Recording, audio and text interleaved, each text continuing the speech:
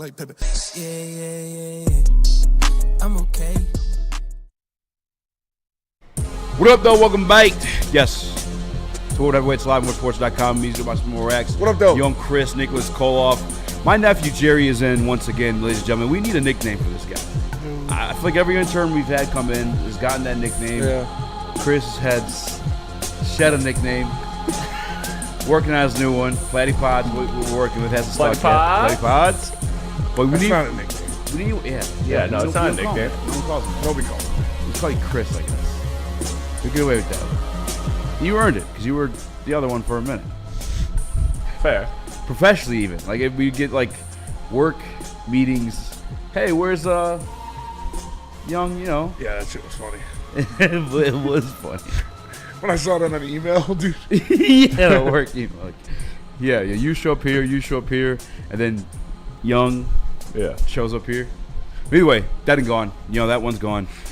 You can't be JB. Got to get a new one. That's his nickname outside because we have a JB. Yeah. He's vetted. Can't be Jay Crazy. You know. That's weak. Yeah, that was in high school. Yeah, it was middle school at that. And Jerry's like an old white guy's name. Yeah, I don't like it. You know? I don't like it. It doesn't, yeah. Don't worry, I got one of those too. Daniel. No, my Jerry. Who the fuck's a Daniel? Seinfeld. Seinfeld? Yeah. Jerry Seinfeld? Oh, you want to call him Seinfeld? Yeah. I don't hate that one. See, we're getting somewhere. You're an idea guy. Signy. You got some sun yesterday, boy. Yeah, I did. Kind of red. Yeah. Got a little sun. Lobsterman. I was out there. I was playing some tennis, man. It was How'd it fun. go? I got my ass kicked. Really? Yeah. They got their lick back. Yeah, they got the lick back for sure. So series is tied now, 1-1. I'm coming to watch that. Yeah. I'm about to visit eating popcorn. That shit's fun, dude. All right, Seinfeld's on the board. I like that one. Oddly enough, this guy has 15 nicknames and they all stuck. Yep. Yeah. So maybe he's got one in his back pocket. He hand you off. I don't know. I had to sadly get away from Detroit Mario because that's like a strictly stash thing. Oh my god. True. I had to improvise, man. Your camera's down. Yeah. Oh, the camera's still down. Camera's down, yeah. Yeah, bro. But what if Out they're of kids? context, yeah, it just looks like no kid. Shout out Keegan. Shout out Keegan Martin. Shout out That's a Keegan. go. Great Big kisser. fan. I'm currently next to Glenn Powell on his Instagram. Nice. Nice. So it's a tough matchup there for your boy, but Yeah. you know what? Can't pick and choose. I don't know, dude. You be pulling. Well, I mean, I think more. Glenn's got it over everybody right now. Oh my god. I don't know, Chad. Help us out with that one. I got Seinfeld on the board. I think I like it. Somebody said Oz because when I was on here, and we had the what's it called? Oh, the Zordon? Yeah. Oz. Oz. Seinfeld, Oz. I like them. Keep them coming. Tigers, speaking of the Tigers, Nick, I know we lost yesterday. The pitching continues to dominate. Yep. And this is what we expected it to be, if not better, at least in the case of Casey Mize. Yeah, best pitching staff in baseball. You got 4 starters under a 3 ERA. You're the only staff that has that. So, yeah, I mean, Chris Fetter is otherworldly, and he's got these pitchers taking care of business right now. It seems like all of our starters have a knockout changeup. You know, shout out to that. It's awesome to see, and they're going to need it, especially with Carey dealing with a little injury now, out of the lineup today, but he avoided the injured list for now. They sent Kreidler back to AAA, called up Jace Young. He's going to get the start at third base today. Javi Baez getting the start in center. So we'll see how that goes. Wait. Who's in center? Javi Baez is starting in center field. What the fuck? Yeah, I mean, we'll see how Has it he got goes. the gun? You know, he's got a good arm. Yeah, for sure. He's got one of the better arms on the team, but you know, he's never started a game in center field in his MLB career. So it's different than playing a couple innings in center field because he switched around the defense. But we'll see. Maybe Carey's not injured and they get him a pinch hit at bat, and then you move around the defense and Riley Green ends up at center or whatever's going on. But Javi Baez starting in center today. We'll see. Hopefully Tatis and Machado don't find any gaps out there. Yeah, this is not the team you want that to No. be the situation with at all, especially this year, the way they started. Where you at, official beat reporter for the Detroit Tigers, Nicholas Koloff? Best team in baseball coming in right now. That's who you're going up against. But luckily, for us, they got a couple guys out right now as well. San Diego does, so we're dealing with some injuries. So are they. One of the top rookies all of last year. His name's escaping me. God damn it. But bottom line, this team can win the series. They really should at this point. They're favored tonight with Montero on the mound. I was surprised to see that. What? Exactly. So I think they have faith in a Montero bounce back spot for the Detroit Tigers here. We talked about it this week. I mean, he's a solid guy. Yeah, no, Montero's a above average starter in this league. So I'm wondering if someone's missing out of their lineup then for us to be favored. There's got to be. Kinda It's crazy. Jackson Merrill. Yeah, That's Jackson the name. Merrill's yeah, missing. he was a Who top they got rookie on the last mound, year. you know? I believe Cronenworth's out as well on the mound. I'm not sure yet. All right, well, hopefully it's Obviously, I don't think he's that great, but they were in Houston literally yesterday, so they're bouncing around the whole entire country right now. That could be a big factor with us being favored. yeah, it could be, some jet lag, but Yeah. we'll see. This is gonna be a tough series. Tigers are playing well. They're no slouch either, so this is gonna be a good series.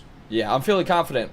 Speaking of, tough beats and tough series, there was a video that came out of Comerica yesterday. Did all of you guys see this one of big unit betting some big cash on the game? A heavyweight, some might say. Yeah, he had some big cash on the game. This is captured by our very own Nicola. Allegedly. I need this. It's my mortgage. Buddy has his mortgage on Scoobal K's. Fucking love it.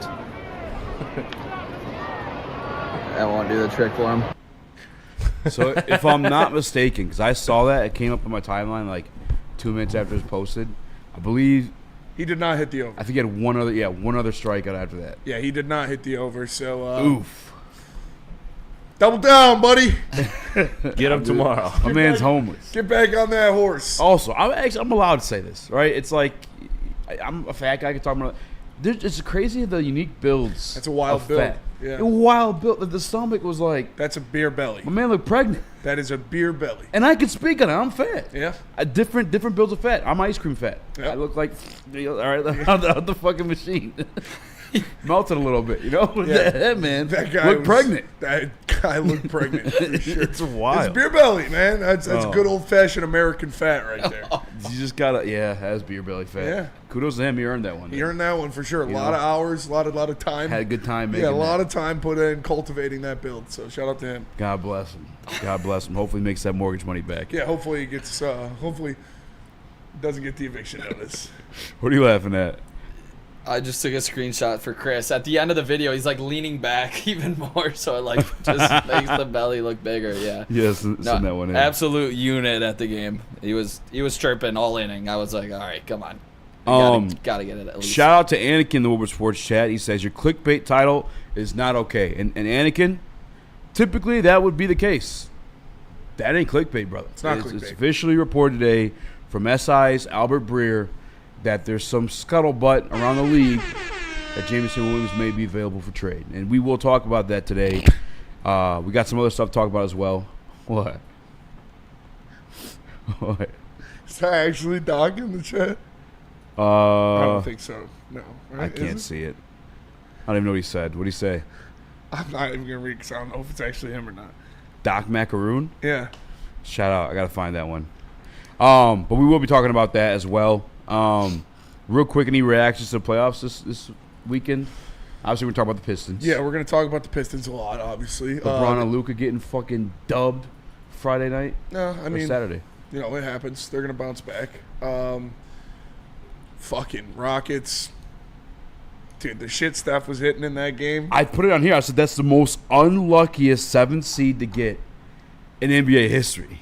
Like, because it's like the Warriors are struggling, and Curry's been Curry, but now you got Curry with Butler, so we can go off and do shit like that. That's the most underrated team in this whole playoff. Absolutely. For sure. 100%. People don't Absolutely. understand how good the Warriors really are. Jimmy Butler took Yeah. the Heat to the finals by himself not Yeah. too long ago, and now you got And Steph Curry won the Curry. finals by himself Yeah. 2 years ago. I mean, it's crazy because like I've been out of the loop really watching like NBA. I mean, I watch my Pistons and I watch like a big game like a Luka versus Dallas, whatever. But like Yeah. half these guys on the Warriors team, these like created players, fucking coming like who the fuck are these Nobody. guys? Santos. Okay. Absolute nobody. So Yeah, that's apparently it is Doc Macaroon in the Woodward Sports Chat. He says, I know you missed this big juicy ass.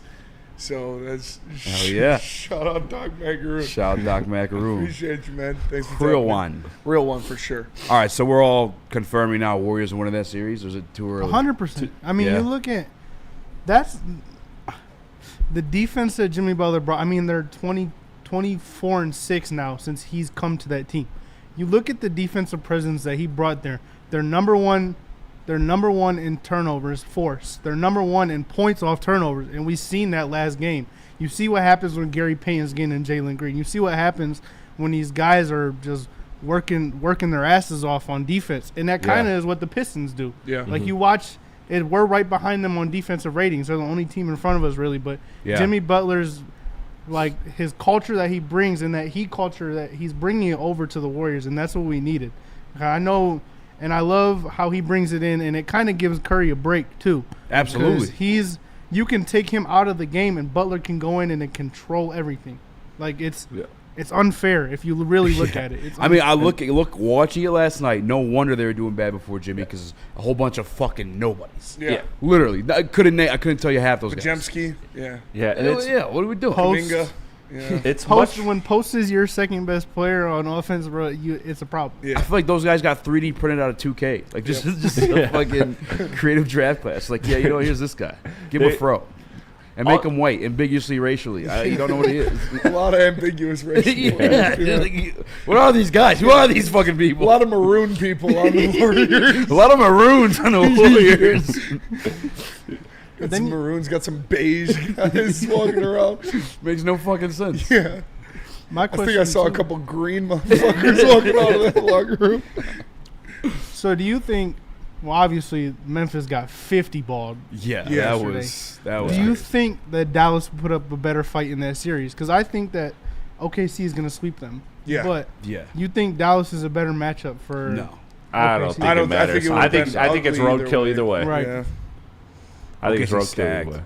They're They tough. got in fucking waves. Yeah, tough. that was another thing I saw is like everybody was like, thank God for the Houston Golden State game. That slate of games, I didn't expect anything from the other three games but that game. I knew Rockets versus Warriors would be interesting because it kind of mirrors the Knicks versus Pistons, right? Except the Knicks don't nearly have the same cachet as the Warriors, but it kind of mirrors a young core versus a team that's talented enough to win. So I'm looking at those three games before that. The Boston, Celtics, the Cavs, and the OKC, those are just non-series. Like, I don't even really have to watch them. I could just scroll the highlights. Sleepwalk Yeah. through those ones. Yeah. All right, everybody in the chat is talking about it. We're going to go to break. We're going to come back next with the conversation. Albert Breer reports that in NFL circles, it's a possibility that the Detroit Lions trade Jameson Williams. So we're going to get into that coming up next. But first, tell us about Mark White.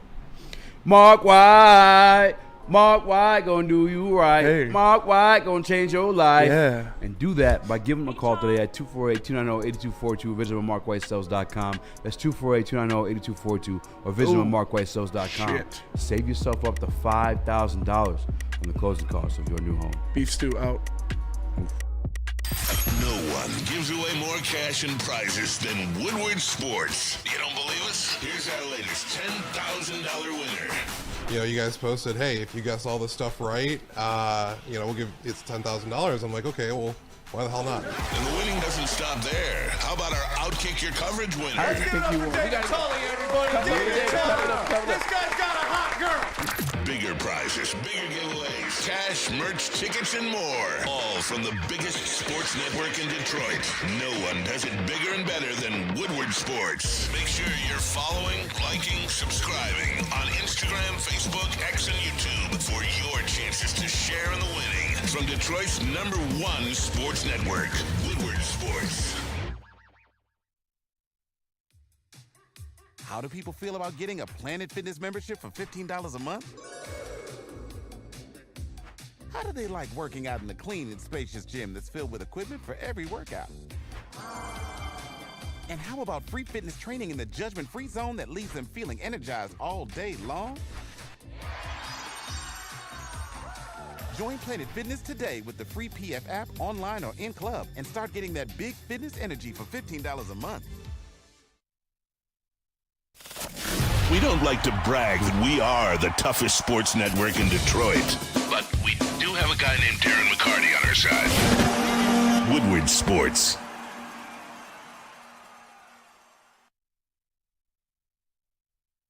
Planet Fitness, the home of the judgment-free zone, where we mean everybody, can get a full-body workout in 30 minutes. All memberships include fitness training. You get all that for just $15 a month.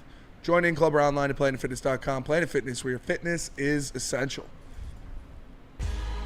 Bonjour, welcome back to the Woodward Heavyweights. I am the Eazy, joined by Spin Raxter. And he has a breaking news coming out of the Yeah, we're going to talk about the Albert Breer report about Jameson Williams and what league circles are saying about him. We're going to have to push that back. We're going to get into that next, but it is official. James Edwards, all Pistons media, Woodward Sports, everybody is reporting it that Drewski, that Isaiah Stewart is out tonight. No, So, God, please, the no. Pistons will be without one of the most important players, the best rim defender in the NBA, and kind of the driving force behind that grit and tenacity that they play with. Beef Stew officially out for Game 2 against the New York Knicks. I expect Asar Thompson to have a much bigger role in this game.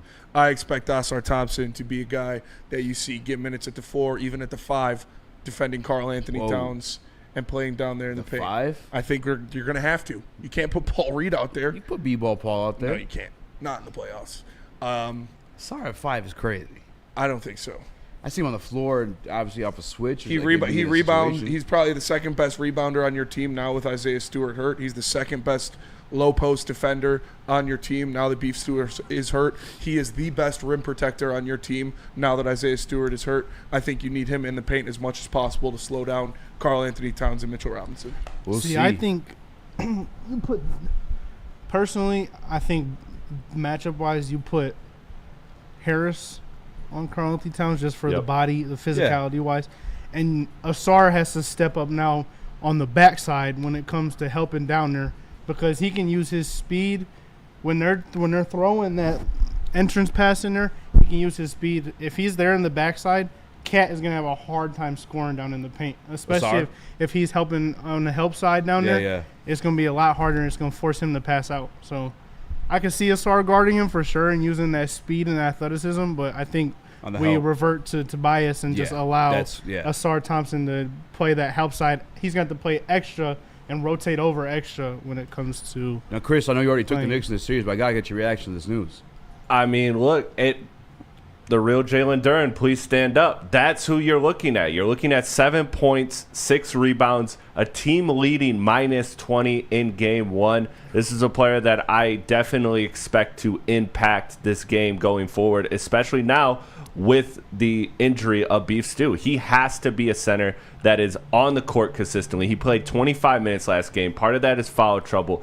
I understand that. Again, first playoff game. I'm not being too hard on him, but if the Pistons have aspirations of winning this game, let alone this series, it starts with Jalen Duren imposing his will physically. And that's something that we saw be an issue in Game 1, and I think going forward that will be corrected. But he's absolutely the first name you got to mention. I agree that you go to Asar as your secondary center over Paul Reed. Maybe you throw Paul Reed out there with Mitchell Robinson, see what that looks like.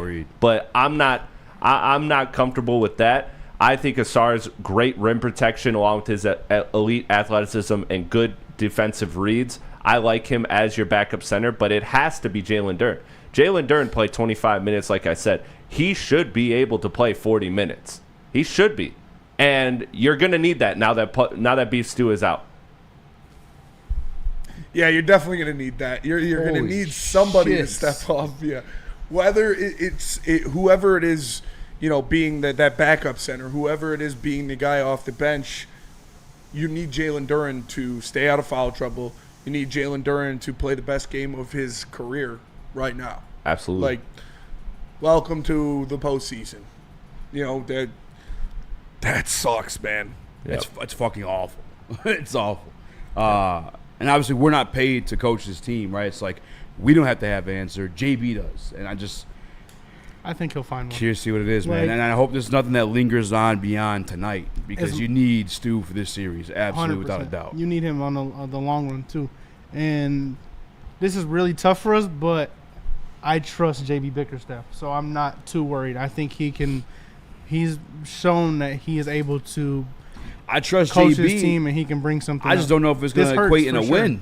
Right. I'm just we struggling to find a W now. You know. Yeah, I think Paul Reed steps up, and you could even. I don't know if he's injured or not. You could even go Fontecchio too. With That's even a worse. bit, but it's no Isaiah Stewart.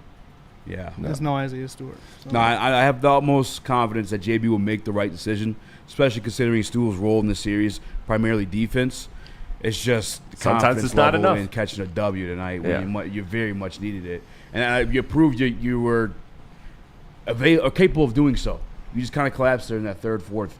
well, 21-0 run. We've Ridiculous. seen this team this year kind of lock in when they have a big injury, when a big player has to miss a game. Yeah. Everybody else has stepped up, and that's where they got some of those blowout performances. Whatever JB Bickerstaff does in that locker room before games like that, he's going to need it tonight because it's different than stepping up without Cade Cunningham on a Wednesday in Boston during the regular season that it is game 2 of the playoffs in Madison Square Garden. You're going to need everybody to step up. You're not going to, when you look at the roster, when you look at the pieces on the roster, you're not going to find a singular piece that will be able to replace the defensive production that Isaiah Stewart brings. You're going to need the entire team to buy in. You're going to need help defense, calling out switches, rotations, attacking the glass, and making sure that if somebody gets in the lane, you got a body on them.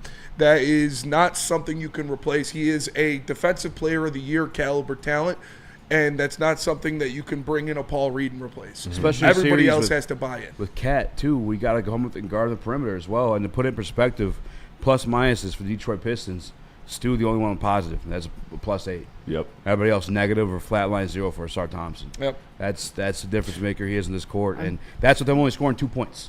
Yeah. You know, Yeah. get this No, that perspective. was a big key because, like I highlighted, the Knicks, the bulk of their points actually come in the paint. You would think by the way that they have so much shooting that a lot of it would come in the perimeter, but they really do get a lot of points in the paint because of that free flowing space that they have in their offense. So a big part of that was having Stu and Duran, the combo tag team of bigs, to give you 48 minutes of nonstop great rim protection.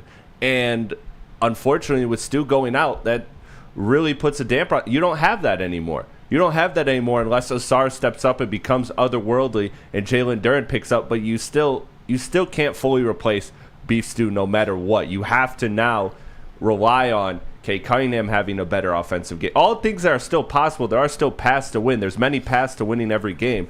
But this is a huge, huge blow to the Pistons. You're going to need Ron Holland to step up on the perimeter I because was Asar just about to Thompson's going to need to be in the paint more. Asar Thompson's going to need to be protecting the rim more. So you're going to need Ron Holland to step up perimeter defensively and bring some of that dog and get some of those steals out there. He's going to see a lot of Jalen Brunson tonight.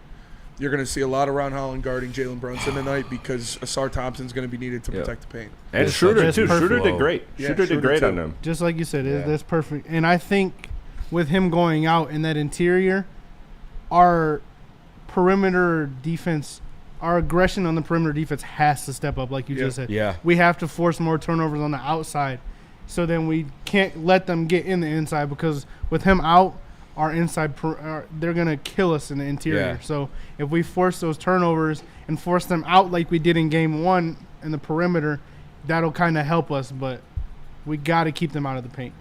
Peaceful Tim, Stewart is clearly hurt. He's out. He's not playing in this game. Yep. I think he might talk about this the rest of the game. Last time out. Maybe. I didn't see the comment, but Yeah, he said he limped around a bunch Saturday. Yeah. yeah. You need him. If you want to win these games, you need Isaiah Stewart. That was my number one key to this series was Isaiah Stewart playing every game. So obviously this wasn't him getting ejected. This is an injury. That's very unfortunate. You're going to need guys to step up. Yeah, I'm trying to get clarity on his injury. That's it just tough, says man. knee injury is what I'm seeing per Eric Vincent. What? We can't hear you.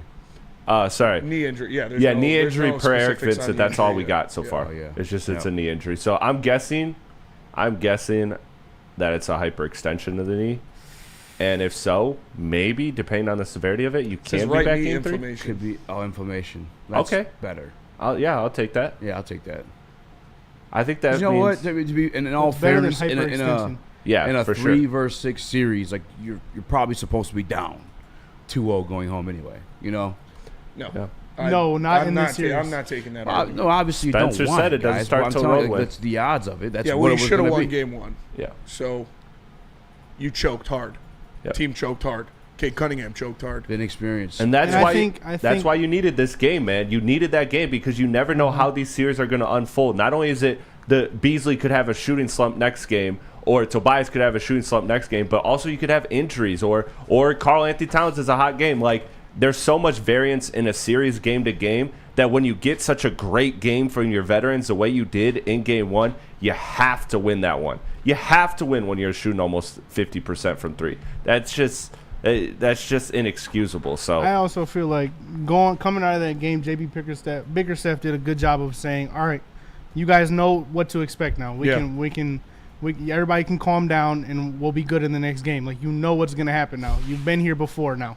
Like, that's all it was. I think it was you've been here before now. You know what to expect. So And I expect Cade to be better. 100%. 100%. I expect him not to shoot as poorly as he did. I expect him not to turn over the ball as much as he did. But not having Isaiah Stewart is probably the biggest blow to this team right now. Yep. When facing the Knicks, outside of Cade, obviously. Arguably the second most important player in this series for the Pistons. Yeah, I think it's Isaiah Stewart. inarguable. 100%. That sucks. That sucks, man. Nick, you got anything on that one? It's a must win tonight if you want to win this series. I mean, call me microwave all you want, but that's No, it the is a fact. must-win It's a tonight. must-win, and they need to bounce back. And now you don't have basically the heart of your team in Isaiah Stewart. So, who steps up? I mean, who's the guy? I've heard a lot of Ron Holland. You guys have said you're gonna need a Cade masterclass in this one. I'm talking like 35 minimum. Yeah. If you want to win this game, and if we kept talking, he's the best player on this court. Well, you got to act like it. You got to be it tonight. Cade Cunningham, masterclass, hopefully incoming. And I can see it happening. I mean, you guys look at how bad he played last game, and he still had 21 and 13, guys. Like, that's not a bad performance. Yeah. One of the only guys, he could average a double-double in this series. He's going to average a double-double in this series. I'm not worried about that. He lessens his turnovers. He's going to calm down, and we'll be okay with Cade Cunningham today. Yeah, it wasn't a bad game. It wasn't a great game. And you need great games out of your superstar if you're going to knock off a higher seed. You need Cade Cunningham to go out there to shoot efficiently, to not turn the ball over, and to take over the series. And I expect him to do that tonight. They need him to do that tonight. And I think what killed Cade Cunningham beyond, I mean, obviously there's tougher defense on him, and that was expected. But the big thing for me, and I think just him and his career, that's always been a hamper, is the turnovers. Yep. 6. I think you got to limit that to at least 4 if you want to come with a W in the series against a more experienced team than the New York Knicks. 19 more talented team, too. turnovers or whatever it was that they had as a team. 21. You're not going to win that game. Not great, Bob. We will go to break, come back, talk Jameson Williams. Probably save more of the Pistons stuff for the back half of the show, leading into our watch party that we'll be having here tonight. So make sure you tune back in for 7:30. But Feist, tell us about that merch. Let me tell you about that merch. Head on over to woodwardsports.com. Click that shop tab today and get yourself hoodies, tees, hats, all that, all teams, all seasons. Make sure you are tapping in with the best merch in the game for Detroit sports, Woodward Sports. Go ahead and go to our website, woodwardsports.com. Click that shop tab today and get yourself some brand new merch. Love Woodward Sports? Love wearing clothes? Then you should be wearing Woodward Sports clothes. Check out our full line of merch at woodwardsports.com. Just click on shop. We have all your favorite designs, like Dan Campbell kneecaps, Woodward golf, and of course, our own logoed out merchandise. Men, women, infants, kids, all love Woodward Sports. Impress your friends. Impress your boss. Impress your dog. Buy Woodward Sports merch today.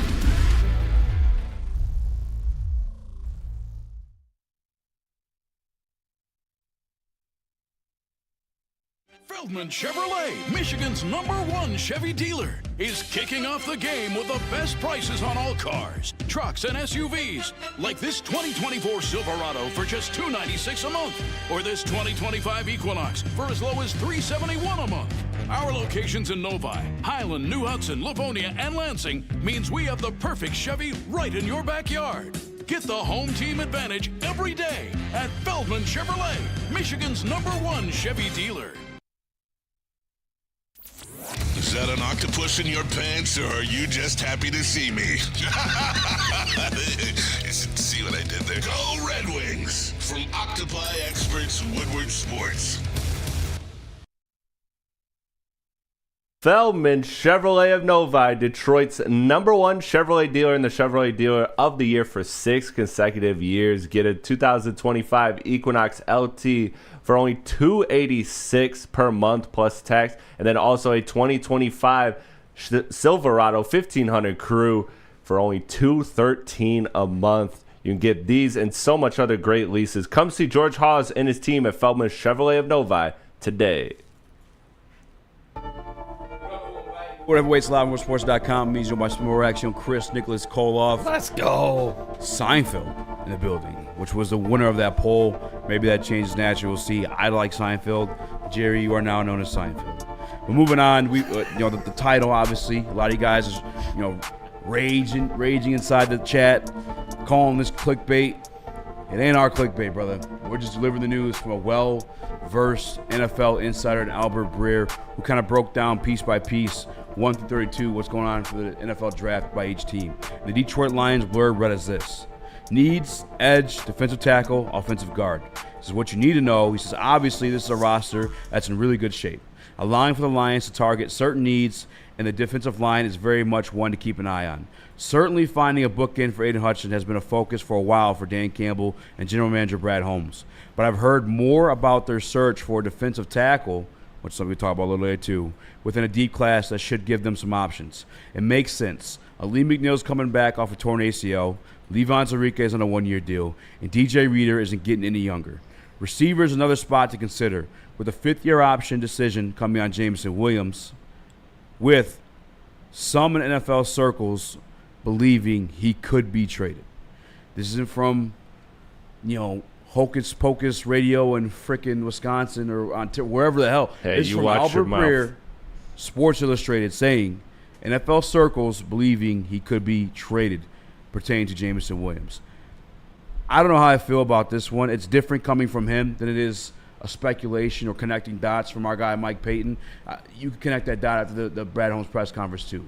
If it's something that NFL teams are discussing, it becomes more of a reality because of this. I truly believe you keep Jameson Williams for the next 2 years regardless, because you are knocking on the door of a Super Bowl. That without question, that's what you do. But what happens is when other teams become intrigued, they start asking questions, they start sending offers, and then that reality comes more real for Brad Holmes to act on. And that's the only part that concerns me. But as we sit right now, the Detroit Lions are in a Super Bowl contention window.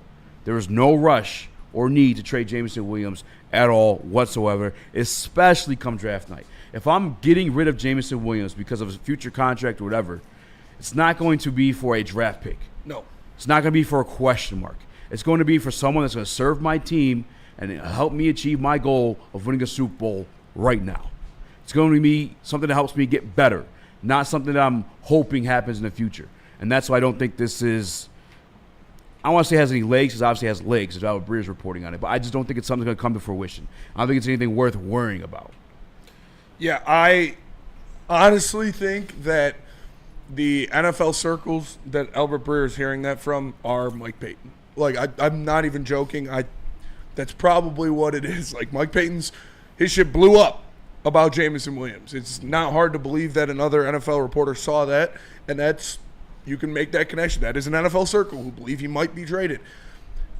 Again, we said it before. I'm going to say it again. I would be extremely, extremely surprised if Jameson Williams was traded this season. You still got him this year. You got a fifth-year option and then possibly a franchise tag the year after that. We saw what he means to this offense. We saw how explosive he is as a player. We know that him and Jared Goff have a very good connection now, and they're in sync. Best friends. And the whole Matthew Golden thing, I think trading Jameson Williams to draft Matthew Golden would be a stupid decision. I agree. I think that would be a step back.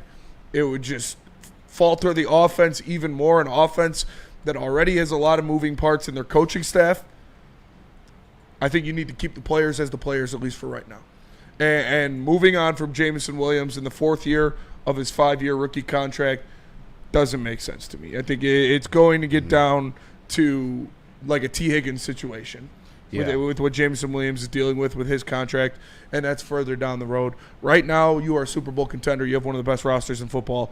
I would be extremely, extremely surprised if the Detroit Lions move from Jameson Williams. I just can't see it happening. And I don't believe NFL circles will be Mike Payton. I think it's actually conversations happening between GMs, but that doesn't mean Brad Holmes is willing to move off of Jameson Williams right now.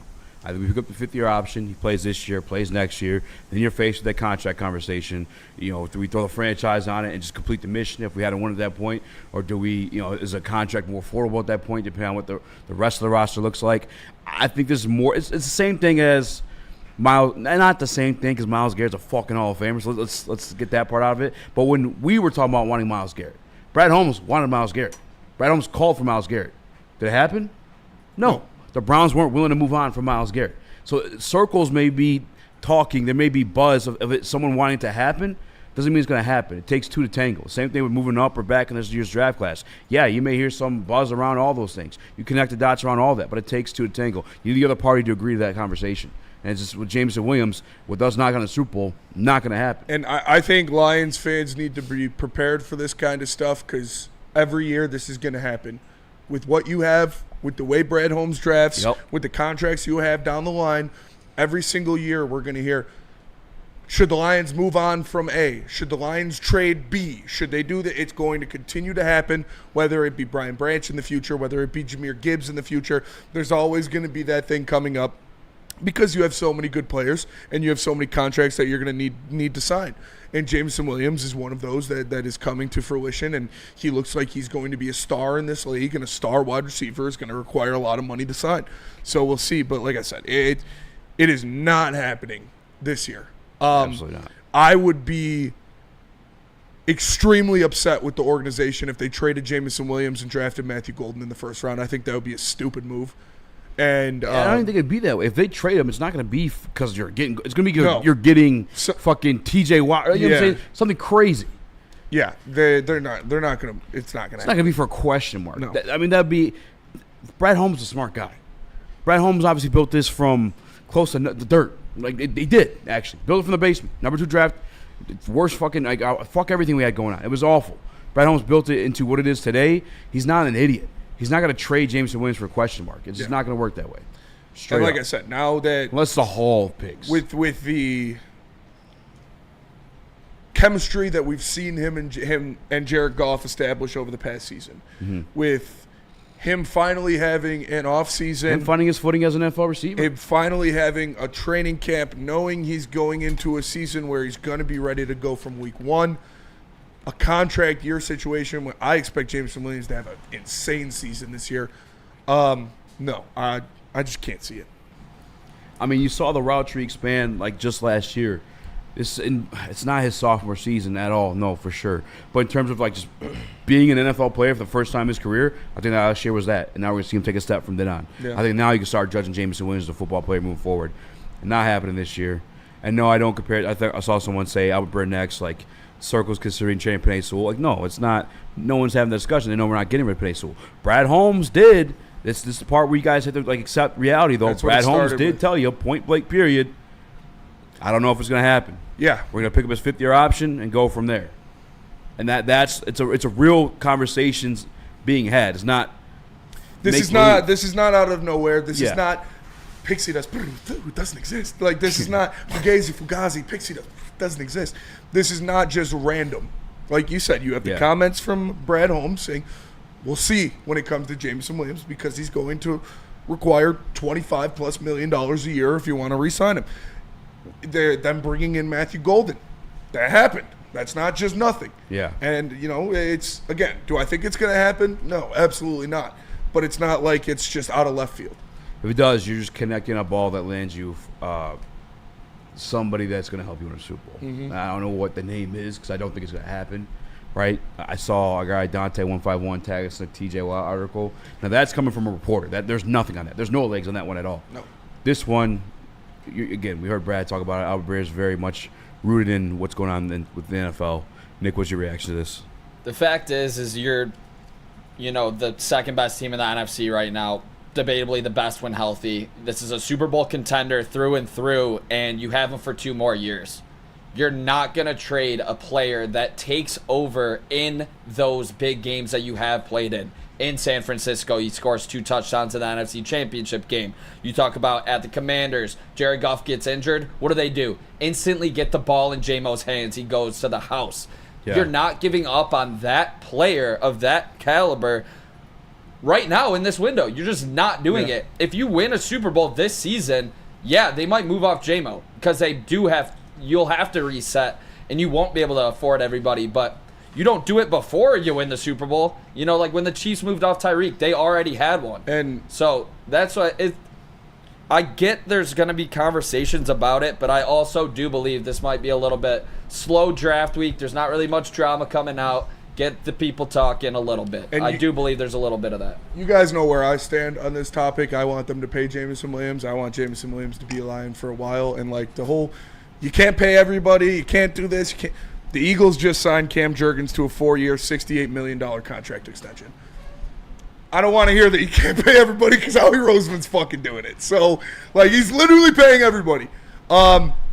I think they'll be able to get it done. I think Brad Holmes will find a way to get these guys and to keep these guys here.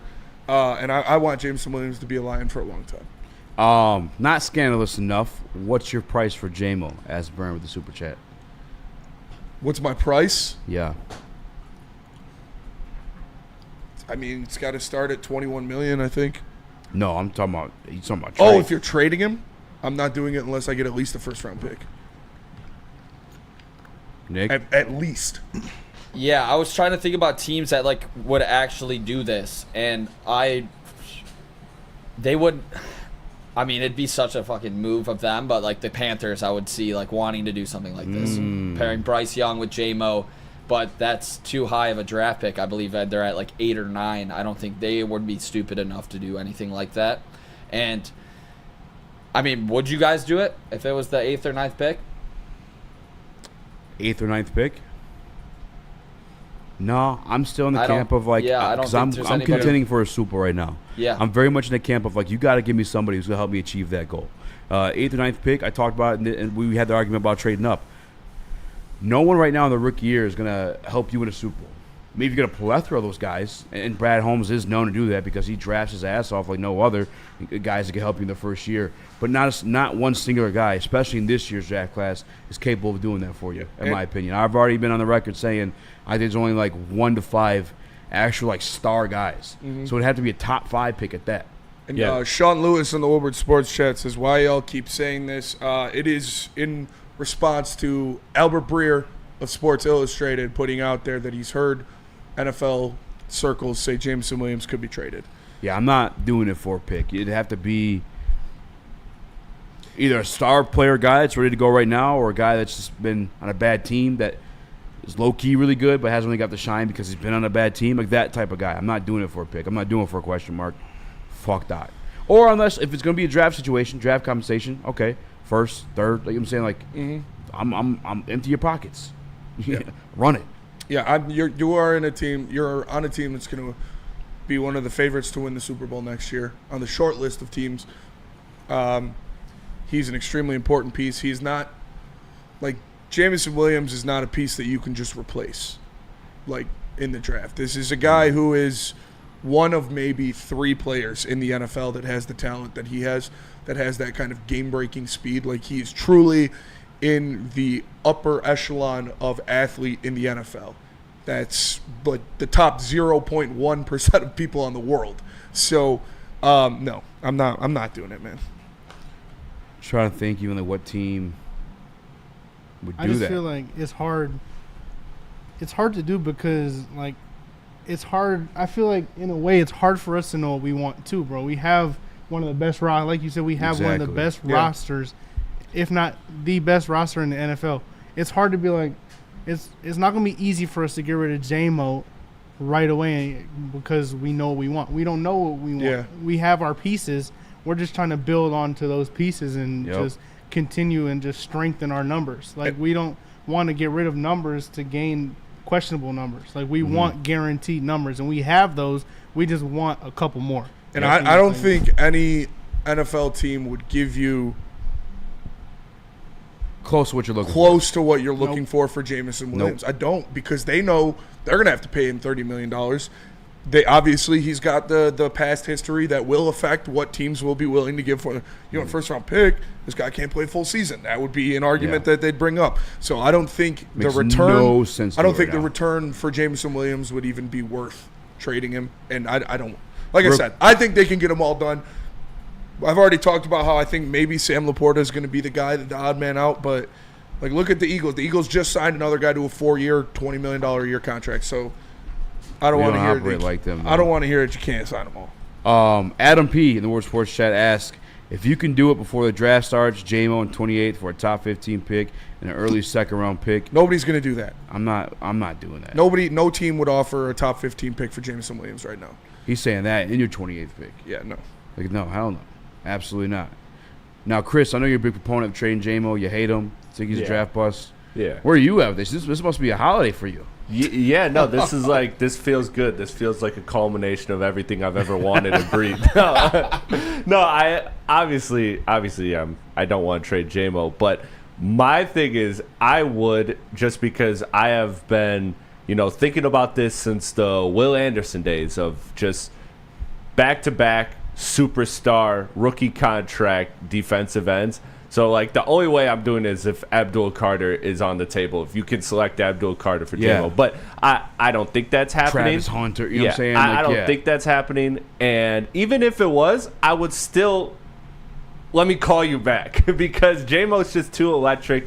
He's too important to this offense. I get the theory that wide receivers grow on trees, but not wide receivers like Jameson Williams. So, again, you're in your Super Bowl era, and if you punch one in, I don't care about the future, dog. We can be bad for 10 years. That's cool. I'm fine with that if we punch one in. I really am. Like, I don't get this whole wanting to, obviously you want to build a dynasty, but realistically, you're telling me you would rather be where we are now, just continuously in the playoffs, but not punching one in. It's the Buffalo conversation. No, I'd rather punch one in.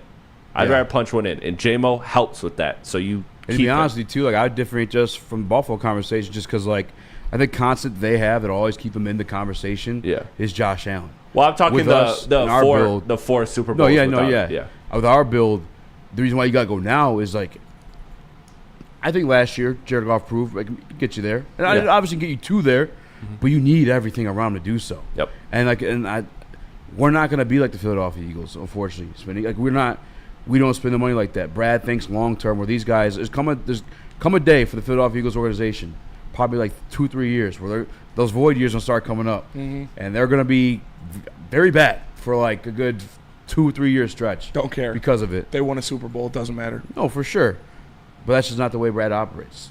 They operate very much in the long term. That's why he goes BPA over need.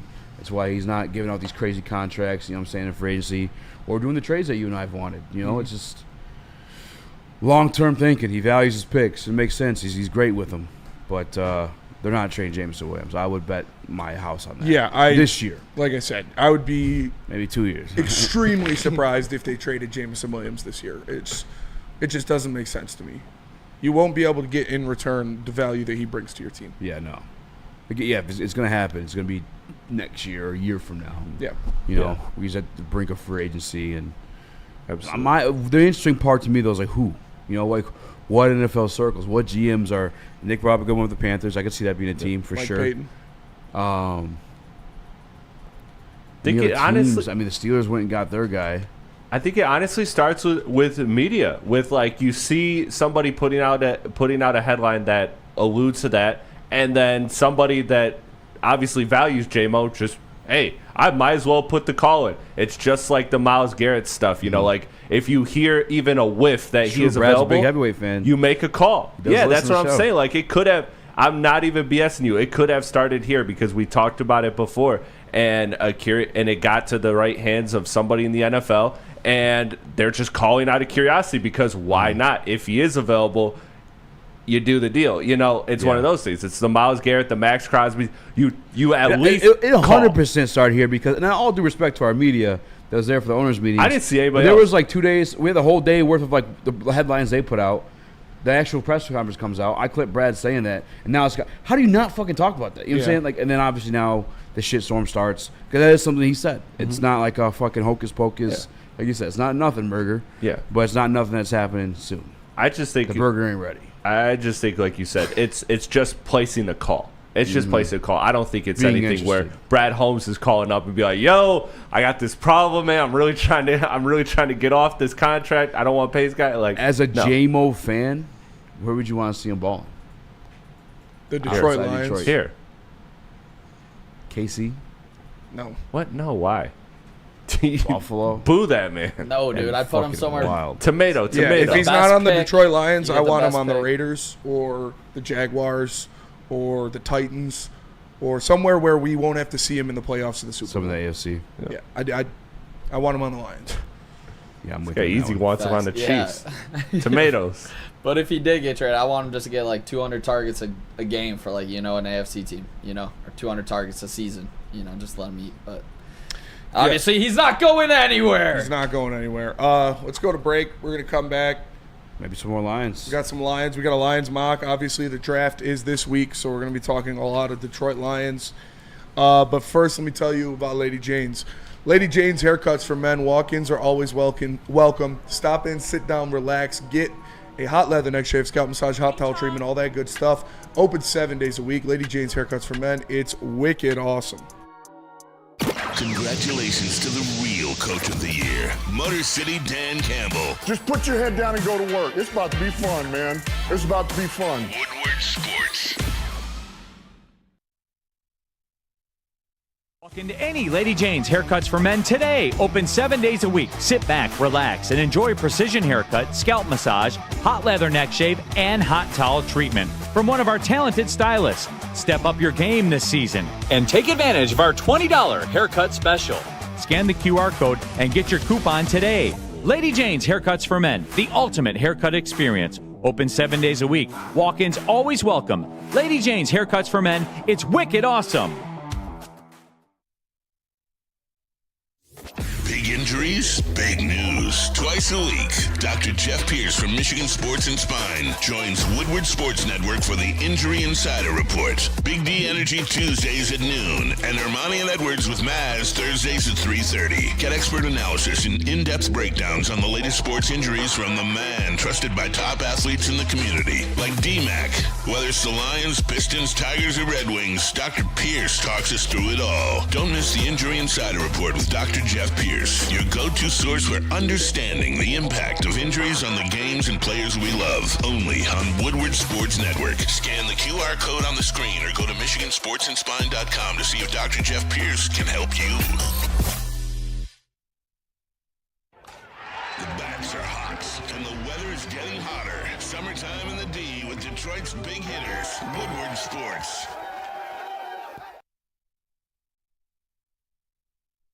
It's sports fans. Don't miss out on expert sports injury insights with Dr. Jeff Pierce of Michigan Sports and Spine. Join him every Tuesday on Big D Energy and Thursdays on Ermanni and Edwards with Maz, where he offers top-notch injury advice. Trust the guy that D-Mac trusts. Dr. Jeff Pierce here to keep you in the game, performing at your best. For more information, visit him at MichiganSportsandSpine.com or give him a call at 248-426-9944. Guys, right now, smash the like button. If you don't, there's a 1-year-old in the hospital might lose her life. You can save her right now by smashing the like button. I saw it on a Facebook post. Just saying. Smash the like button if you save someone's life. I don't make the rules here. I saw it in the meme. Gotta be true. It's on the internet. There's another piece to this article that I think has more traction than Jameson Williams stuff. Obviously, I do believe that conversation being had. I just don't think it's going to happen. The part that caught my eye. What's up, E-Fog? As we said, I've heard more about their search for a defensive tackle within a deep class that should give them some options. Yeah. Which gives us an inside track of what we might do if we stick at 28 or just draft them wherever. It's a deep class of defensive tackles. I want to go over some of the names they visited that play the defensive tackle position. 1, Tyreek Williams of Ohio State. 2, Derek Harmon of Oregon. And then this one, take it with a grain of salt. I'm obviously known to have a bias with this name, but he does play inside. Shamar Stewart. Do you think any of those guys can happen at pick 28 for the Detroit Lions? I think Tyreek Williams is a real potential 28? at 28. I do. I think they like him. He is a huge guy. Like, just a huge, massive, fat piece of interior defensive lineman. He's very fast for his size. He obviously does a very good job at getting to the quarterback as well. So I think Tyreek Williams is a very realistic possibility for the Detroit Lions at 28, and I wouldn't be mad at it at all. I think we've talked about already, after those first couple guys go, the situation of the 4th and 5th defensive lineman is so similar to the 7th and 8th defensive lineman in this class. That's why I like the trade back so much. But they're obviously interested in Tyreek Williams. I would love that. Derek Harmon, same kind of way. Like, yeah, Kenneth Grant. I'm so good. I'm so thirsty for a fucking defensive player and a defensive lineman in this draft, and they are all very similar in skill set. They are all very similar in what I think they're going to be in the league. So it's up for Brad Holmes to identify his favorite and hope he hits the best one. And I believe he will. Yeah, for me, realistically, I think Tyreek's probably the one that would, for guaranteed to be there. I mixed up like 5 words there. I apologize. Guaranteed that he'd be there. I think he's more than likely a second-round pick. That's why I think he'd be available at 28. But given the option between the two, because these are guys that I visited with, give me Derek Harmon all fucking day. I mean, this is a guy that has potential to be like a Leonard Williams, like the 6'5" frame, 310 pounds, the burst that he has. I think allows him to be like almost like a 2-gap defensive lineman if you wanted to be. Like, he could be anything. We've seen him with the weight on at Michigan State. You've seen him with the weight off at Oregon. Like, I think with the weight off even, he could probably be a little bit more versatile for you, like Levon Zarique, maybe play a little bit of outside on the edge. Because, again, we don't really want a guy that could bend the corner for whatever reason. I don't disagree. I like this team. They're good. They're winning games. We want a guy that collapses the pocket. Derek Harmon, if you put him on the edge, collapse the pocket for damn sure. 6'5", 310 pounds with the burst that he's got. I think Shamar's in the conversation too, just because of the versatility. But it's interesting to know the defensive tackle was it versus defensive end. Yeah, I mean, mean, it's more based on the talent available than it is perceived. Because we played the clips Friday. You want to talk needs guy. You want to talk about guys that Brad likes. Brad likes freaks. Brad likes guys that are freaky. And this guy, Tyreek Williams, dude, he's 6'3". I am a fan of guys with big butts. He ran a 6'8" 40 and had a 1.6 10-yard split. Like, he is an impressive specimen. My guy, Connor Rogers, actually has Tyreek Williams ranked over Derek Harmon on his big board. Yeah. I don't hate it. Like I said, you got Mason Graham, right? Obviously, Mason Graham, number 1. You got Walter Nolan, I think the consensus number 2. And then after that, dude, you got Kenneth Grant. You got Derek Harmon, Tyreek Williams. Yeah. I think all of those guys are in a pretty similar skill set and a pretty similar range. So I think it would make so much sense for Brad to grab Tyreek Williams at 28 because of his freakiness. This is a guy who, in his career at Ohio State, he had 137 total tackles, 27 tackles for loss, and 11.5 sacks. So I'm happy. Like, if they get defensive line, I'm happy with it. And because I have a lot of these guys just grouped together with my grade. They're all so close to each other that the one Brad picks, I believe, will be the best because he's the best at evaluating talent that I've seen in the league. So, yeah, we'll see. Going to be a lot of options. That's why I love the trade back. But if they get Tyreek Williams or Derek Harmon or Kenneth Grant at 28, you're going to see a very happy Spenny on draft night. It's funny. NFL.com, Lance Zierlein, analyst, compares him to Detroit Lion Aleem McNeil. Aleem McNeil? Yep, that is the Tyreek Williams. I can see that. That is the Tyreek Williams comparison for everybody out there that is not familiar with this game. A 4.68 40, Malik. Not a 6.8. A 4.68 40 is what Tyreek Williams ran.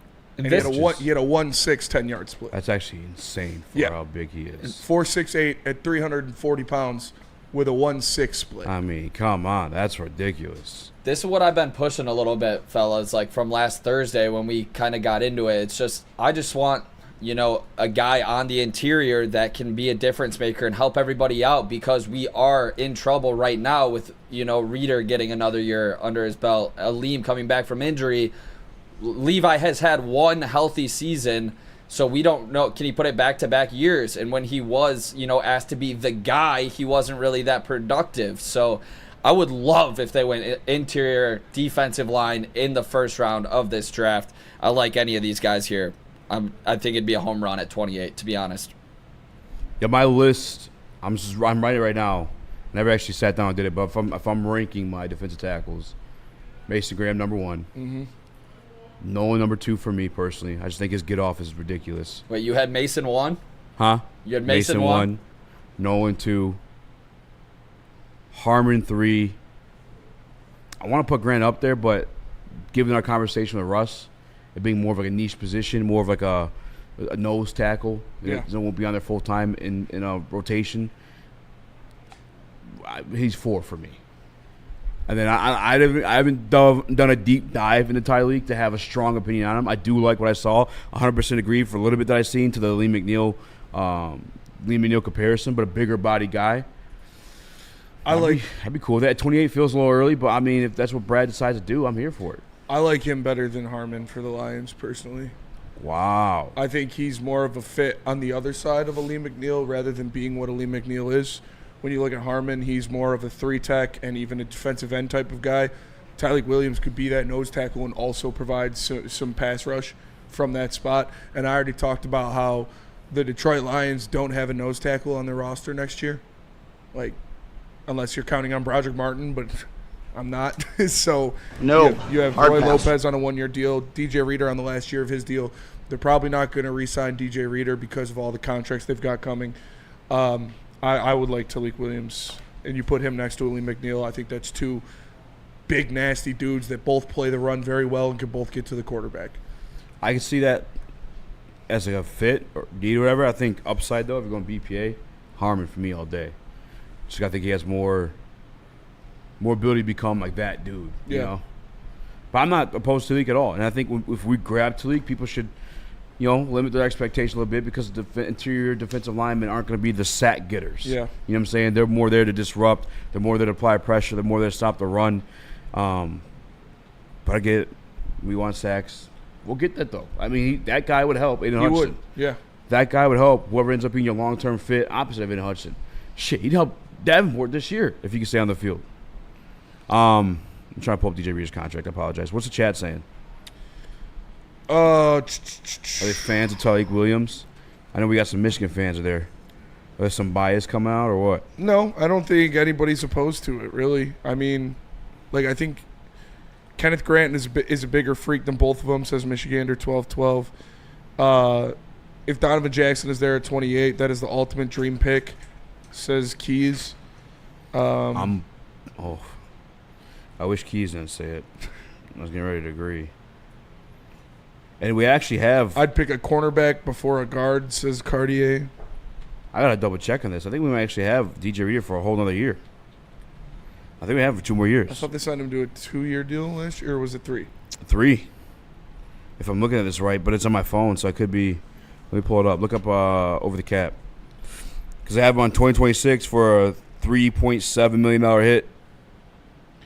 He's got 3 void years. 2025, he's got a $12 million cap hit, and then in 2026, it's a void year with a $4 million cap hit. 27's a void year. 28's a void year. So 2025, they got him on net, and then 26, 27, 28 are all void years. Per over the cap. Yep. Got it up right now. I'm looking at it right now. I know. This dude doesn't believe anything I say. It's crazy. Give me a long snapper, says Steve Lehman. First round. There you go. Dr. Clappencheek says James Pierce. I would love James Pierce, but it's not going to happen. I've already come to terms with that. Not likely. Who's your favorite of those defensive tackles, Nick? I mean, I guess I'm a little biased. I just think Kenneth Grant has like superstar potential. I like the way Derek Harmon produced when he was with Oregon, and Tyreek Williams to me would be a guy that you move up in round 2 to go after. You know, if it was him at 28, it's obviously like I have faith in Brad, but at the end of the day, like Tyreek got a guy move up in round 2 for that kind of guy. I'm going up in round 2. Like if Brad loves him, you know. There's a lot of these. You guys are right with like. There's a lot of guys. We just don't know who Brad has higher than everybody else. Like we always heard about the first round grades in previous drafts, and you know if he really does love like Kenneth Grant and goes up and gets him, I think everybody's going to be celebrating if he does move up, or you know. I would be extremely surprised if he moved up for Kenneth Grant. I mean, but at the beginning of all of this talk, Kenneth Grant wasn't even projected to go past 20. Yeah. You know, it's just draft season, so we've gotten like every single angle from it, and Thursday can't come soon enough. I know we got a bad-ass mock draft to break down in a little bit. Yeah, let's go to break. We'll get to that mock draft. All right, how are we going to do this? Because we went over again, right? No. We're good. We're good? Okay. Yeah, All just right, go to the next socials. break. All right, let me tell you about the socials. The best place to be is Woodward Sports, at Woodward Sports on all social media platforms, YouTube, Instagram, X, Facebook, TikTok, Twitch, everywhere. You have all the shows, clips, breaking news, highlights, everything you need from all of your best Detroit sports personalities. Make sure you're tuning in to the watch party after today's show on YouTube. And again, give us a follow at Woodward Sports everywhere. It's bear hunting season, and Dan Campbell is hungry for some kneecaps. If you can just get a hold of them and you start dragging their ass out to the deep, dark abyss, you can drown them. The Kings of the North are back for another year of the brand new Lions. Make sure you're locked in to Detroit's #1 sports network for all the news and info on your Detroit Lions. Woodward Sports, let's go. How do people feel about getting a Planet Fitness membership for $15 a month? How do they like working out in a clean and spacious gym that's filled with equipment for every workout? And how about free fitness training in the judgment-free zone that leaves them feeling energized all day long?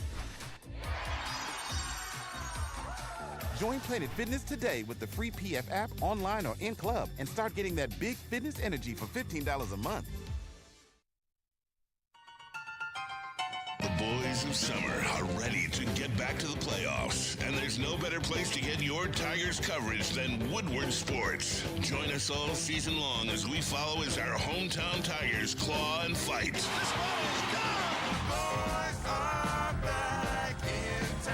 Feel the roar with Woodward Sports. Caesar Sportsbook, the official sportsbook of Woodward Sports. Make sure you scan that QR code above my head. Use promo code Woodward1000. Your first bet up to $1,000 will be risk-free, meaning you'll get it back in bonus bets if it doesn't hit. Caesar Sportsbook, the official sportsbook of Woodward Sports. What up, welcome back to Woodward Heavyweights Live on Sports.com. I'm Eazy, joined by Small Raxter, Chris, Nicholas Koloff. Smash that like button, be a friend, tell a friend, and share the goddamn stream. We have, without further ado, a 7-round mock draft for the Detroit Lions by The Athletic. Who wrote this one, Nick? Former friend, Colton Pouncey. Cole Pouncey, the homie. So the way he did this is he just did the Detroit Lions picks. So we are here to react as if this was the draft day that Brad Holmes gives us. And I want you guys to grade the picks as we go. Sound good? Yes, sir. Sounds good. All right, fellas. Chris, we got the first one here. We're going to start it with a bang. All right. In the first round of the 2025 NFL Draft, the Detroit Lions select Mykel Williams, edge, Georgia, at number 18 overall. Detroit sends number 28, number 102, and a 2026 third rounder to Seattle for 18. You trade this year's third and next year's third to get up to 18. Wow. To go Mykel Williams. Wow. What do you grade that? A+. Yeah, I don't like that happens. It move up, but I like the player a lot. I have to give that one an A. I like Michael Williams. I think he has a very high basement in terms of like playing the game right now. Can give you something at 6'5", I think he is 6'6", very long arms. I don't think he's quick off the ball, but he's explosive enough to get the job done, play the run. That's all we really care about. Yeah, I think his ceiling, him only being 20 years old, is fucking the highest as well. Yeah, that'd be great. I talked about it. I think that if they move up, it's going to be from that 17 to 20 range, and it would be for either Shamar Stewart or Mikel Williams. Those are two guys that Brad Holmes has met with. Those are two guys that the Detroit Lions like. Those are my third and fourth best edges in this draft. So yeah, I would love this. I think the other part too is this year. You didn't have the third round pick this year. We got that third round pick because of Aaron Glenn. So next year, that extra third round pick you'd be giving up, really nothing, Berger, because you have that one also from Aaron Glenn. So you're not missing out in that third round mock at all, or that third round next year's draft. Yeah, I actually love it. So here's their explanation behind it. Yeah, overall Williams is more toolsy than nuanced. It needs to develop a more unified pass rush plan. The individual traits, length, strength, explosiveness, promising toughness, and football character, however, are reasons to bet on his upside, similar in the way that Jason Pierre-Paul, he projects as an NFL starter on the edge. Yeah, he's a free. I mean, dude, this guy is, like, again, you put on the tape, and the first thing you notice about him is probably the arms. As weird as that sounds, usually it's the burst, usually it's like a move. It's how he could just stack and shed guys and play the run. And at just 20 years old, put it in perspective, like 21's a young age to be in this draft. 20 years old, high basement, high ceiling, A+. I'm moved back to an A+ actually because of the extra third round pick. Yeah. If you're telling me you're getting anything like JPP, count me in. 94 career sacks, averaged like around 9 his whole career. Obviously, just stay away from the fireworks. Exactly. Big dog. Watch out on the 4th of July. But yeah, I would love this one. If it was, I am so willing to give up the third round picks. If Brad Holmes identifies a player that can be on this team and be a difference maker on this defense, where I think that's where we still need to improve to ultimately be a Super Bowl contender, I'm doing it 100 times out of 100 times. I would love this for the Detroit Lions. And with the second pick for the Detroit Lions in this one, we have a trade, fellas. The Detroit Lions select Josiah Stewart at number 70. The Detroit Lions send number 60 and number 196 to Jacksonville for number 70 and number 107. Fellas, Josiah Stewart, they doubled down. Yeah. How are you guys feeling? Can you put that back This up there? man, I just want to Colton, get your is reactions. cooking right now. Cooking with grease. If Brad Holmes did this, my pants get a little tight, to be honest with you. Yeah, I love Michael. I love Josiah Stewart. We've talked about both these guys multiple times on this show. I think Michael could put inside and play Josiah on the field at the same time if he had to. This is fucking A+. Yeah, another A+, another great pick. This is a guy that the Lions love. They've met with him 40 times. He's obviously very good. I think he'd be your backup to Derek Barnes immediately. And we'll see what happens with there. Then maybe you move on from Anzalone after next year, put Derek Barnes in the middle with Jack Campbell and have Josiah Stewart be your everyday Sam. But, no, this would be a great pick. This is a guy that gets the passer. He shows up in big games. He can do a lot of different things for your defense. It's a good pick. And here's what they got as the commentary. And here's what he says. I know, another needs-based pick, but hear me out. The Lions have met with Stewart several times throughout the draft cycle. They've done a considerable amount of homework on him. In fact, they've done their homework on a number of prospects who fit that speed rusher mold. It would make sense if they're targeting some speed because they don't currently have much. These types beyond the first round tend to be limited in what they can do. But as Detroit learned with James Houston, however, Stewart has the potential to be more than that. Yeah, I would love the pick. I'm in on Josiah Stewart. I mean, obviously he proved it at Coastal Carolina where he dominated inferior competition, gets up to the big leagues, was one of the big reasons why Michigan ultimately won a national championship. He's a difference maker on the D-line, and you buy into the player and his traits off of the field as much as the ones on it. So I think he'd be a perfect fit within the locker room. Josiah Stewart, dog certified. If you could get him in this is the weight right now. Yeah. I don't know what the mock is looking like, but if you can get him right here, I'm taking him. And I like that trade a lot. You get up to 107, you move up 90 picks from and fuck a 196. And fuck a 196. 107? Yeah. You could get a good player at 107. I would love to see him grab Tate Ratledge right here. If that's the next pick, I might fall out of my chair. Yeah, my thing for me too is I think Josiah Stewart is a demon of a pass rusher in terms of like his burst, his get off. He'll get in your chest, he'll bull rush you. And then he also has a resume to play the Sam linebacker spot too. He's not forced to play the Sam linebacker spot in a moment it's too big for him because you re-signed Derek Barnes. So you can play him sparingly in pass rush downs, the 5-man front, put Michael up there. You're building that defensive line, that front seven that you saw that fit off the Eagles. Obviously not exactly. 2 different schemes, 2 different fronts. But the talent enough to make a difference in the game multiple different ways. I think he's one that gets after the quarterback. Michael's one that pressures him or gets his hands on the ball, and you make plays with a guy named Eddie Hudson on the other side of him. So this would be fucking phenomenal.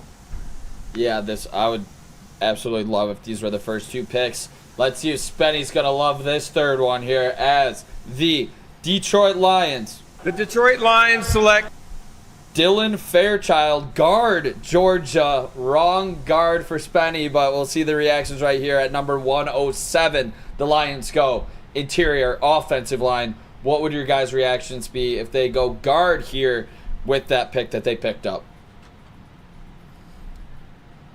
Oh, I thought you put it up the blurb. I apologize. I can put it up now. I want guard. I want a guard. I want offensive lineman, either a tackle that converts to guard. There seems to be 50 of those in this year's draft class, or just give me a guy that can play the front either for the future or just in rotation. Not rotation, obviously, throughout the game, but just I love Graham. I've gone back and forth with him, talking video games, ball, whatever the hell it is. But he was banged up last year, and he's getting a little bit older. And I'm just, trying to win a Super Bowl. I think a guy that's playing for Georgia, who's also trying to win national championships, could be a guy that could fill for you sparingly or maybe even full-time if it comes down to it. I love the pick. Would love this. Is 6'5", 315, state wrestling champion, a guy that goes out there and just mauls people. A+. Shout out to you, Colton. This is a great mock, dude. Here is the explanation. The Lions lost veteran Kevin Zeitler in free agency and have Graham Glasgow tied for 7th. Pressure is tied for 7th most amongst guards. In second year, 6th-round pick Christian Mahogany is the projected starters. Behind them, there's Yodi and Kobe Sorsdale, a healthy scratch for most of the 2024 season. Barring a veteran signing or internal growth, the Lions adding a guard would make sense. Campbell suggested it's something the organization has thought about, and the player who feels like a clean scheme and character fit is Fairchild. Yeah, I agree. Dan Campbell said it himself. He's like, we don't know who's going to be starting at guard.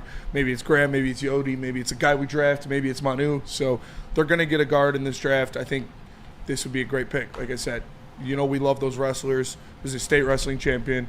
He's a big man, and I would love it. Coming out of high school, just checked it out. He was a top 50 recruit, and at the time it said he reminds us of former Detroit Lions center, Pro Bowl, All-Pro center, Frank Ragnow. Mm-hmm. So that was way back in the day coming out, but that's funny just to hear that. Yeah, I'm big time on the guard here after addressing the defensive line in the first 2 rounds. With the next pick, the Detroit Lions select Torrey Horton, wide receiver, Colorado State, number 130 overall. They got the analysis on it as well. I'm not too familiar with this game. Yep. Yeah, I've seen this a couple times now that Torrey Horton be mocked to the Lions. He's a bigger guy. He's 6'2", 200 pounds. He runs a 4.40. That would make a lot of sense to be a guy to bring in here to be your Tim Patrick replacement after next year. You know how I feel. I say it every time. You should draft a wide receiver every year. This is a guy who's got some good comparisons. The high end, they mock him to like George Pickens because he's very good at going up, high pointing a ball, getting those contested catches. I think you bring him in here, he could be that, like I just said, replacement for Tim Patrick, is that big body, red zone threat, contested catch kind of guy in the future. So this could very well be a guy Detroit ends up drafting, 2-time captain, kick return as well. The versatility Brad Holmes very much values. Yep. And I guarantee you 10 times more after this past season with everybody getting hurt. Yep. I like it. I like it too. All right, here's their explanation. It's a bit lengthy. I like the sound of it as well. I'm not reading all that. Yeah. All right, with the number 228 overall pick. The Detroit Lions select Craig Woodson, safety, California. The Lions could use some safety help after the departure of Ife Melifonwu. Woodson is a smart safety who's quick to diagnose. Per Brugler, oh my God, Scout says Woodson is an A-plus person. He's going to fit right in. Fellas, what do we think here? I think it's a guy that can kind of come in and I don't want to say contribute for you in a big way at all because obviously you have two starting safeties, but a guy you expect to play a little bit sooner than later. You have no depth at the safety position right now, and I mean that quite literally. It's Kirby, it's Brian Branch. Everybody else is either lost in free agency, Nafonte Melifonwu, or you lost my man, the other Joseph, due to a DUI situation. You need to grab safety in this draft at some point. And so it's to a point where I almost don't care what the name is. Yeah. You need somebody in the locker room. And this guy is a thumper. This guy is a thumper. He will get down in the box and he will lay some punishing hits in the run game. He's a bigger guy, just over 6 foot, about 200 pounds. He's going to lay the boom in the run game. He's got a great football IQ. Obviously, Brad Holmes likes that. This would be a guy that would immediately be a force on your special teams unit and would provide some good depth in that safety room. He could do a little bit from, he's played single high. He's played in the box. He's done a lot of different things in his collegiate career. Yeah, I would like this pick. I think you need a safety, and I think he would be a good piece that, God forbid, Brian Branch or Kirby Joseph goes down. I think he could fill in for either of them and be not a liability. And to close this one out, at number 244. The Detroit Lions select Jay Higgins, linebacker, Iowa. So it looks like we've really hit all of the groups here that maybe need to pick somebody up. Yeah, I remember I kept accidentally pulling up him when I was looking for the wide receiver from Iowa State. Just a little bit that I know about him. He was tackling. I think he had like 200-plus tackles, two-time team captain.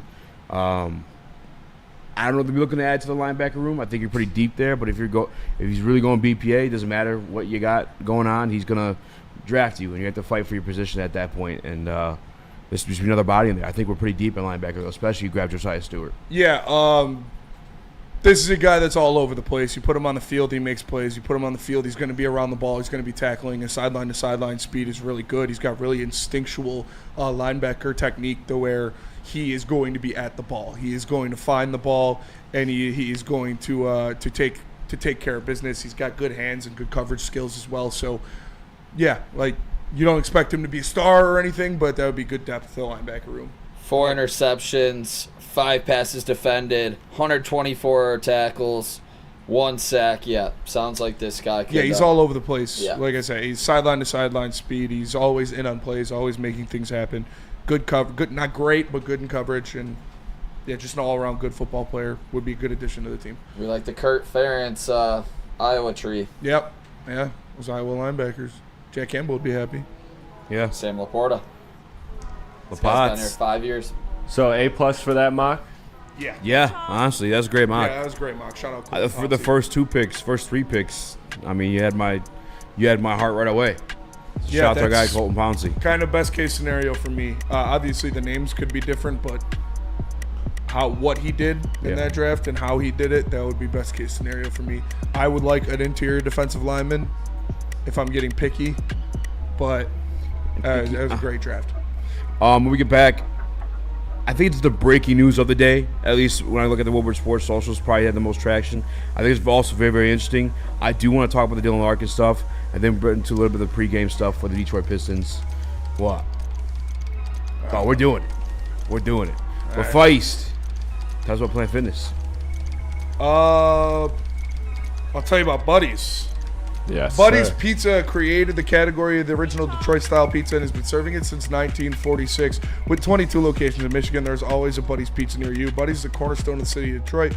Being here for 70 9 years and is a dedicated community partner with notable partnerships with local organizations like Michigan Humane Society, Salvation Army, the Detroit Zoo, and more. Save 10% off your entire order using promo code 10MEAL. That's the number 10 and then MEAL. Go find a location near you at buddiespizza.com.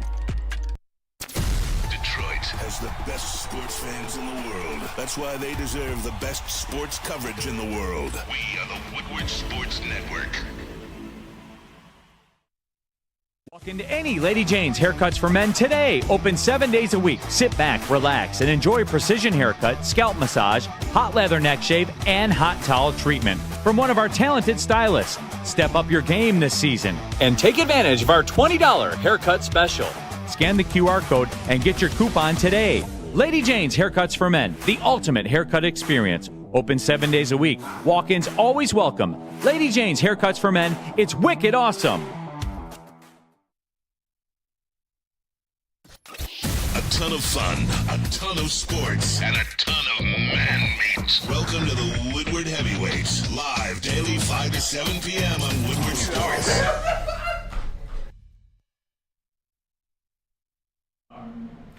Jazz Cannabis, top shelf quality, unmatched variety, price for the people. ShopJars.com to find one near you because they have 27 locations across the great state of Michigan, including ones coming to Milan, Madison Heights, and Grand Rapids. It's ShopJars.com. Chrome. What up, though, Chrome? Long time no see, man. Why is everything chrome? Why is everything chrome? Chris, I sent a video of the Lions' new locker room. We grabbed that on Slack. That's going on right now. We're covering the draft all week.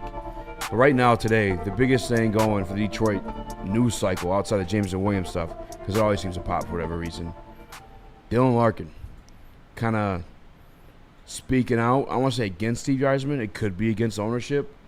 But just talking about how asked, hey, this time last year in the break, you guys faltered. Same thing this year. What is it that you guys need to do to get over the hump, and what happened this year? And if you're ready for it, Chris, we got a video on that one too. Mm-hmm. You got to come up with wins, and I think especially in March, it was hard. That we didn't do anything, and then I felt the group kind of we didn't gain any momentum from the trade deadline, and guys were kind of down about it. So it'd be nice to add something and bring a little bit of a spark on the ice and maybe a morale boost as well. Larks, how do you feel that This is, I think, big, and maybe, I guess the verbiage I'm looking for, but a turning point for the Detroit Red Wings organization, because you have your El Capitan kind of speaking out against what's been going on lately. And I understand some people took the route of he's being soft, he's being a pussy, he had every chance to step up and win those games in that back half of that season. Just because you didn't get extra help is no excuse. And there is something to that. I would admit, though, he clearly got banged up in the Four Nations tournament as well. But for me, I think there's more balls on him. I have more respect for him because as the leader of those guys, as a representative of the men in that locker room, that you go up to management and you say, this is not enough. Especially him who's been here for the longest of it. Who's taken the most punches in the chin, who's taken the abuse when people are talking about what players need to step up. Mm-hmm. At some point, you have to ask for the extra help if you know it's not there. In high school, it's quite clear I wasn't going to play anywhere in terms of NFL, college football, or nothing like that. Not a defensive line position for damn sure, which is what I played. But had I gone to my coach and once I realized that, hey, I'm not fucking going anywhere, doing what we're doing right now. Hey, coach, can you switch me to fullback full-time maybe or something like that? Give me a chance to do something here because I want to fucking win. I don't have this time forever. I respect Larkin for going out there and saying it. And I don't necessarily know there's a shot at Stevie Y than it is even Chris Ilitch. But where are you at? Is he a pissing and moaning? Or is this what needs to be done? No, he's right. He's 100% right because Steve Yzerman came out after the trade deadline and said we made the moves that we think best put us in the playoffs, being Craig Smith and Peter Mrazek. And no, that's not good enough. There were reports that they wanted Dylan Cousins, but Buffalo demanded Marco Kasper. I don't blame Steve Yzerman for not doing that deal. I wouldn't do that deal. But also, Dylan Larkin, see, like both things here are true. Obviously, I've said I think that if Steve Yzerman brought in better veterans, they would have been in the playoffs this year. His professional scouting has been awful. When you look at the contracts that he's given out, when you look at the players that he's brought in, you have Kane, you have DeBrincat. Those are two good ones. But you've got Comfer, and you've got Kopp, and you've got Tarasenko, and you've got Hall, and you've got Gustafsson, and Petrie, and Lyon, and Husso, and all of those are dog shit. So Steve Yzerman deserves a lot of blame in that fact. He has not done a good enough job of providing veterans on this team that will help his young stars grow and bring out the best of his young stars. But also Dylan Larkin needs to be better too. Dylan Larkin can't go out there and put out a second half of the season like he did last year and complain about anything other than himself. Him and Lucas Raymond are supposed to be your stars. Him and Lucas Raymond are supposed to be your guys. And they both collapsed in the second half of the year last year. Both of them. So they need to be better as well. But yeah, I think if Steve Yzerman makes better moves, that this team is a playoff team. And it is not going to be a Stanley Cup contending team until the young players develop into their true potential. Like Lucas Raymond was still the leading point scorer at 23 years or under in the NHL this year. So he's still got room to grow. He's still performing very well, but we expected that kind of transcendence into a superstar from Lucas Raymond this year, and we didn't get that.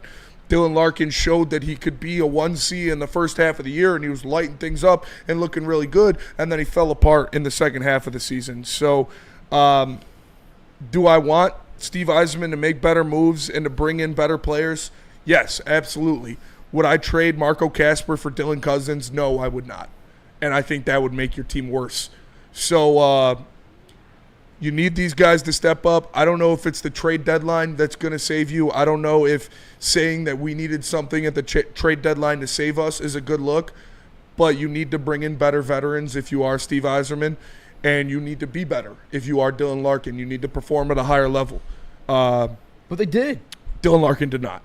No, I'm not talking about stepping up. I'm talking about they needed the extra pieces. I mean, you spent some money in the offseason. Obviously, they weren't doing dick, though. Yeah. Like that was the bad contracts. Again, we talked about before in the show all the time. The pro personnel department, I know your boys, they got to go. Yeah. Like, they got to go because pieces you grabbed weren't doing shit. So, essentially, you had what wasn't good enough last year, again. And as a locker room going through that experience, again, you want more. Yeah, it sucks, for sure. I'm not giving up Marco Kasper for Dylan Cousins. I'm not doing it. I'm not giving up ASP or Danielson for one of those guys just to get in the playoffs. That's how you stay a bad team forever. And, like, the difference between them making the playoffs and not making the playoffs this year, I believe, was the veterans that Steve Yzerman signed. He takes all blame for that. Yes. I don't want to see them abandon these young prospects for a guy just to make the playoffs, though. What about Dylan picks? Cousins does not make you a Stanley Cup champion. Dylan Cousins might not even make you a playoff team with the roster that you have. You have six guys that are unplayable in the NHL. One player at the trade deadline giving up bad prospects or giving up good prospects for one player at the trade deadline does not make the Detroit Red Wings a playoff team. You lost your 2C, though. I think he's even as simple as even talking about bringing up Kosa or something like that. Like, that is something that he had also spoken about. to. Yeah. He did say that Kosa gave them a spark. Put him back down. But he went right back down. And you lose your 2C as well and part of this playoff race. Like, do something. So I'm with you, Spencer, on like not wanting to give up some of our big prospects right now because I think obviously he has proven to hit on his early prospects. Like, that's a fact that he has.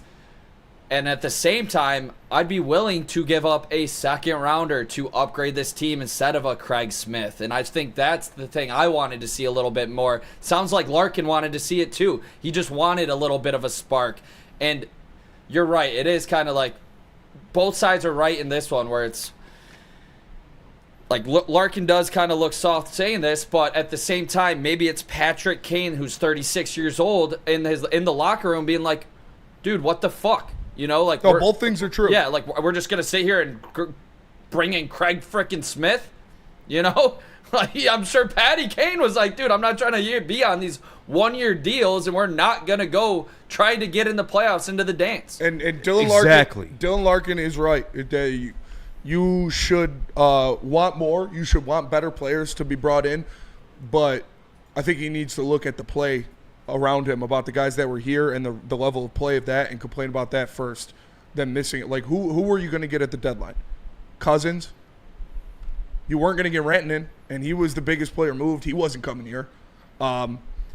Does bringing in a third or fourth line center make this team a playoff team? Fuck no, it doesn't. So, no, they should not trade good prospects for a guy just to hope they make the playoffs. They need better play from their stars, and they need better free agent signings. But I hate the argument always going to the defense, like, I'm not getting rid of this guy. Like, you go straight to, like, the A-plus names in terms of, like, your prospects. Dylan Cousins. Those aren't always going to be the guys you got rid of. I'm not talking about they Dylan Larkin specifically. You lose a 2C, go get a 2C for Christ's sakes. Yeah, Dylan get Cousins a 3C is and a take a 2C. step up. You know what I'm saying? Like, this has got to be, like, these marquee names you have to get rid of. There's Dylan moves Cousins to be isn't made. a marquee name. He's a 2C. He is the guy that you wanted to bring in. They said, give us Marco Kasper. He said no. They said, all right, click. I'm not doing that either. Pick up the phone and you go out there and you find that fucking dog. I don't know, it's bullshit, and I feel bad for guys like Kaner for sure.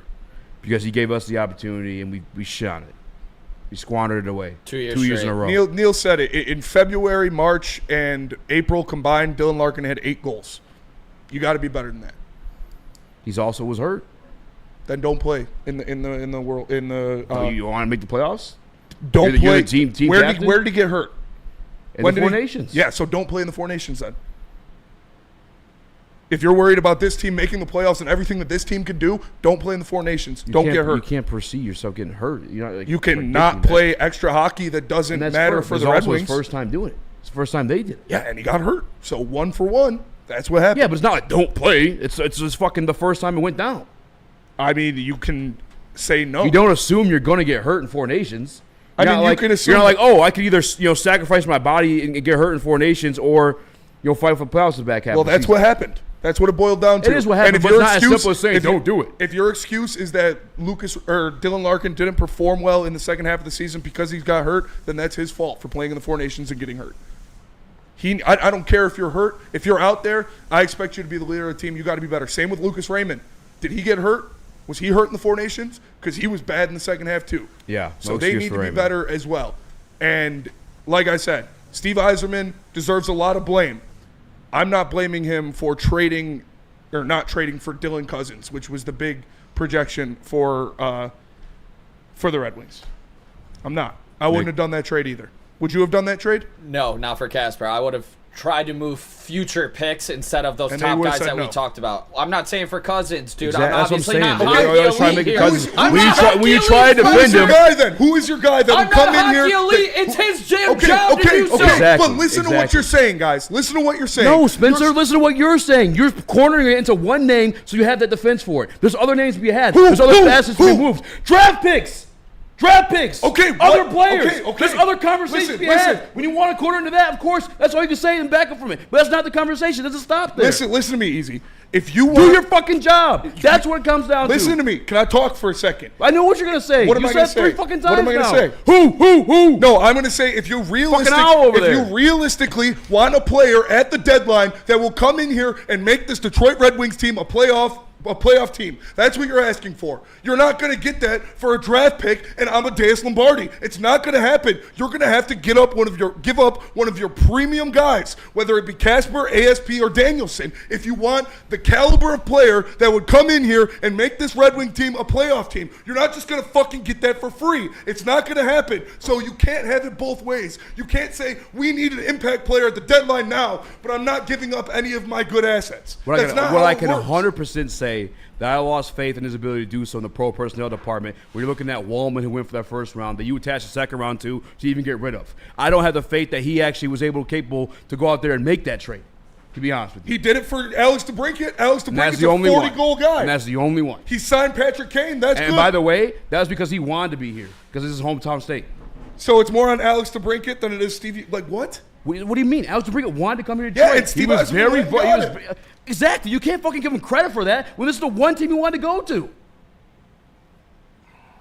This is where he wanted to be. It's like the true brother of the guy that we didn't get because he didn't want to come. His wife didn't want to be here. What about Stamkos? So that other option was off the table. DeBrincat, when he was available for trade, wanted to come to Detroit. Yeah, This and is why he Steve wanted to Yzerman be. went and So got I'm it. not going to fucking stroke Steve Yzerman for grabbing the guy who said, I want to go to Detroit. This is where I want to be. Okay, cards off the table for everybody else. He's going to Detroit. And he You don't made the fucking trade and stroke he got him a for that 40 trade. goal scorer. Like I don't understand. He doesn't get stroked for I that trade. understand wanting this team to be better. I understand wanting them to bring in better players. You got to do that in free agency. You're not going to – who are you going to – like, I'm not giving up Marco Kasper, Axel Sandin-Palinka, or Danielson for a guy just to make the playoffs. And a guy one player wouldn't make this team a playoff team last year. It absolutely would not. I'm more disappointed in Steve Yzerman for his free agent signings, and he needs to be better at that. I'm not mad at him mortgaging good prospects for a guy that might make the playoffs this year and then get us kicked in the first round. And again, when you corner the conversation, it's just one guy or this guy. It's beyond that. It's all the moves for the past 2 years. Yeah, the trades have not been good. Basketball coming up. We got to go to break. Tell us about Feldman Chevrolet. Chris. Let me tell you about Feldman Chevrolet. Feldman Chevrolet is having a whole bunch of deals. Is the number one Chevrolet dealer of the year for the past 6 consecutive years. And make sure you are getting all of these beautiful lease options they have, like the 2025 Equinox LT for only $286 per month. And then the 2025 Silverado 1500 Crew for only $213 a month. Make sure you are scanning the QR code above my head. Come see George Haas and his team at Feldman Chevrolet of Novi today. Love Woodward Sports? Love wearing clothes? Then you should be wearing Woodward Sports clothes. Check out our full line of merch at woodwardsports.com. Just click on shop. We have all your favorite designs, like Dan Campbell kneecaps, Woodward Golf, and of course, our own logoed out merchandise. Men, women, infants, kids all love Woodward Sports. Impress your friends. Impress your boss. Impress your dog. Buy Woodward Sports merch today.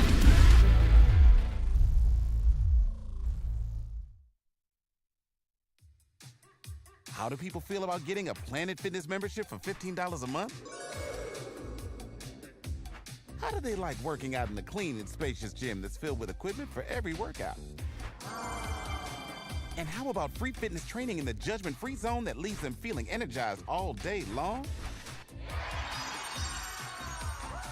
Join Planet Fitness today with the free PF app, online or in club, and start getting that big fitness energy for $15 a month. Is that an octopus in your pants, or are you just happy to see me? See what I did there? Go Red Wings! From Octopi Experts Woodward Sports. Amon-Ra here to talk to you about Mad Packs. Mad Packs is the hottest new cannabis brand and is partnering with Woodward Sports. You know what that means? I'm going to be feeling good all summer long. Mad Packs is going to take your game to the next level. High lows, getting you high for the low, delivering top-tier quality at unbeatable prices. Boom Shakalaka. Boom Shakalaka is a live resin-infused tarantula. This one's the bomb. Blizzard Packs, THCA moon rocks that hit like a blizzard. Coming to select retailers in May 2025. Stay tuned with the Woodward Sports Network for all the latest updates. You are checking out Loom. Spring is in the air. Michigan is buzzing. 7.5 milligrams of real THC wrapped in bubbles, crafted with real fruit juice, no artificial sweeteners. They are big in flavor, low in calories, and 100% hangover free. I'm getting to that age where I need something like that. It's all bubbles, no troubles. Catch it in watermelon, cherry, strawberry, or try one of the 2 brand new flavors, raspberry lemonade and peach. Crack a can, take a sip, catch a buzz. Available at any of Loom's 38 locations across Michigan. And make sure you use that WSN 30 code for 30% off your entire order, online or in store. Go to www.loom.com today. What up, welcome back. Woodward Waits Live, WoodwardSports.com. Me's joined by some more Raxter, Chris, Nicholas Koloff, Seinfeld in the building as well. We will be having the Detroit Pistons watch party. We just got done. I was beefing out over Steve Yzerman's pro personnel. It's trash. But we're moving on. We got Pistons to worry about. Yes, it's no game 2. beef stew tonight. And another counterpoint, you just said, right? His pro personnel is trash. Yes. He's bad at trading, right? Been bad, yes. As of late, yes. And so he's really good at drafting. He's very good. All of his draft picks have been very important, very good players for this team. Drafted. So you want him to give up those draft picks and trade for somebody that he's not good at? Yes. Yep. You have more faith in him trading for a good player than his draft picks turning out? Yes. Right now, we're trying to make the playoff. We're trying to get better, trying to get a little spark in the locker room. Yes. Or even something as simple as calling up Kosa. Yeah, Peter Mrazek, attaching the second to Wallman. I can't defend those things. You can't defend those things. The one piece that he got here is the guy that was going to come here because this is where he wanted to be. Straight up. Nick, you're the only hockey guy here. Yeah, I mean, to me, I haven't seen him obviously hit too big. You hear the names and like it's in the later rounds. It's the stuff that I would be willing to give up, to be honest. Like, I believe, if I'm not mistaken, Augustine was a second rounder, but besides that, I don't know who else was a second rounder that's some hot shit that I'm still waiting on because I thought it was going to be Wallander. He's still not here yet. You know, like, that was from one of his early drafts. I thought he was going to be a, plus defender for us, but I haven't even heard of how he's doing in the AHL this season, So I'm personally willing to give up, like, those second-round picks. It's almost similar to like those third rounders with the Lions in my eyes right now. Like, I'm willing to, even if it's trading up in the first to go get even a better type prospect for Stevie, or, like I'm willing to go up and get aggressive. But obviously he's not. He likes having more chances to pick. But I haven't been thrilled with some of his later picks. Soderblom looks like he's solid, so I love that. But yeah, to me, he's hitting in the first round at a good clip. But plus, we haven't seen a lot of those guys yet. Like, obviously, like we love Razor, we love Sider, we love Casper. Those are the three guys that are here, or Edvinson as well. Yeah. So 4 for 4 on those right now. I think they're all going to be key pieces when this team's contributing. We got to see that. Axel Sandy Palinka, 20 years old, made his Grand Rapids Feeling debut great over the about- weekend. feeling great about Brandon Axel. Nygaard, 20 years old, made his Grand Rapids debut over the last weekend. How did Nygaard look? Was he in the SHL I saw my this year? boy Getting bit? Detroit Moments on X was crashing out. He wasn't a fan. I guess the product was going on in Grand Rapids. I didn't watch. Yeah, I didn't watch either. You know they won, or just know that those guys debuted? Oh, I know they debuted. I didn't watch. No. Yeah. I mean, it is what it is. It's we know what the game plan is. It's you're sitting on those goose eggs and you're waiting for a golden one to hatch. Waiting to hatch some playoff basketball. Yeah. That's also depressing talking about too, because Stu stuff. Stu's out. Yep. Yeah, if you haven't heard, Isaiah Stewart is officially ruled out tonight. Chris, you gave us some stats last week. Finney does look good. Lombardi looks that good were too. important for the Detroit Pistons to win in this one. Mm-hmm. What were those stats, and who won those matchups in game one? We had turnovers, rebounds. All right, so real quick, I did go through a couple of stats, and the things were, the metrics were that the Pistons were scoring more points in the paint, scoring more from three, scoring more at the free throw line than the Knicks. Actually, I believe their attempts were up. I don't know if they made more free throws, but I know they shot more free throws than the Knicks in the regular season. So those were kind of the metrics I looked at. Look, if you're going to win the battle in the interior, win the battle from the perimeter, and the free throw line, then you should be in good position to win that game and the series. And we saw in game one that the Knicks won the battle in the paint 62-46, something that is very uncharacteristic of Detroit. To give up not only that many points, but to also lose in points in the paint was very uncharacteristic. They did win the three-point. I'm looking at it now. 15 made threes for the Pistons, 10 for the Knicks. Free throws, they were tied. The Pistons shot 15 of 20. The Knicks shot 15 of 17, so better percentage at the line, but same amount of points generated from free throws. So it really comes down to that 16 points in the interior because, look, they lost by 11. If you're even or above in that stat like the Pistons normally are, they win that game. No, despite how Cade did not perform to his highest standard, despite Jalen Duren not performing to his highest standard. Like, you have so many ways that this Pistons team can win this series. I know people talk about how limited they are, but I disagree with that. I think they have a lot of optionality because their roster very much suits this matchup with New York. New York does not want to be physical. We saw it in the third quarter. We all pointed out on the watch stream. Cat looks gassed. this team does not look like they're ready for this moment. They do not look like they're ready to match this intensity. So I think the Pistons still have a shot to win games, and obviously you can't. I don't know if you could win this series without Stu, but if you can buy time by winning a game or two, stealing one, especially in New York, you have a chance if you can just physically grind them. So I think that's going to be a key. Points in the paint above the obvious. Limit turnovers. Don't shoot yourself in the foot. Don't give up 21-0 runs. And, you know, like besides the obvious stuff that you see and expect. Like those numbers, the advanced analytics, all that stuff is nice, and it definitely paints a picture. But 21 is the only number that matters. You cannot have 21 turnovers, and you cannot allow a 21-0 run. Yep. Flat out. You will not win games in the playoffs if you turn the ball over 21 times. You won't. I don't care how good you are at the rim. I don't care how many threes you hit. If you turn it over 21 times, you're not winning that game.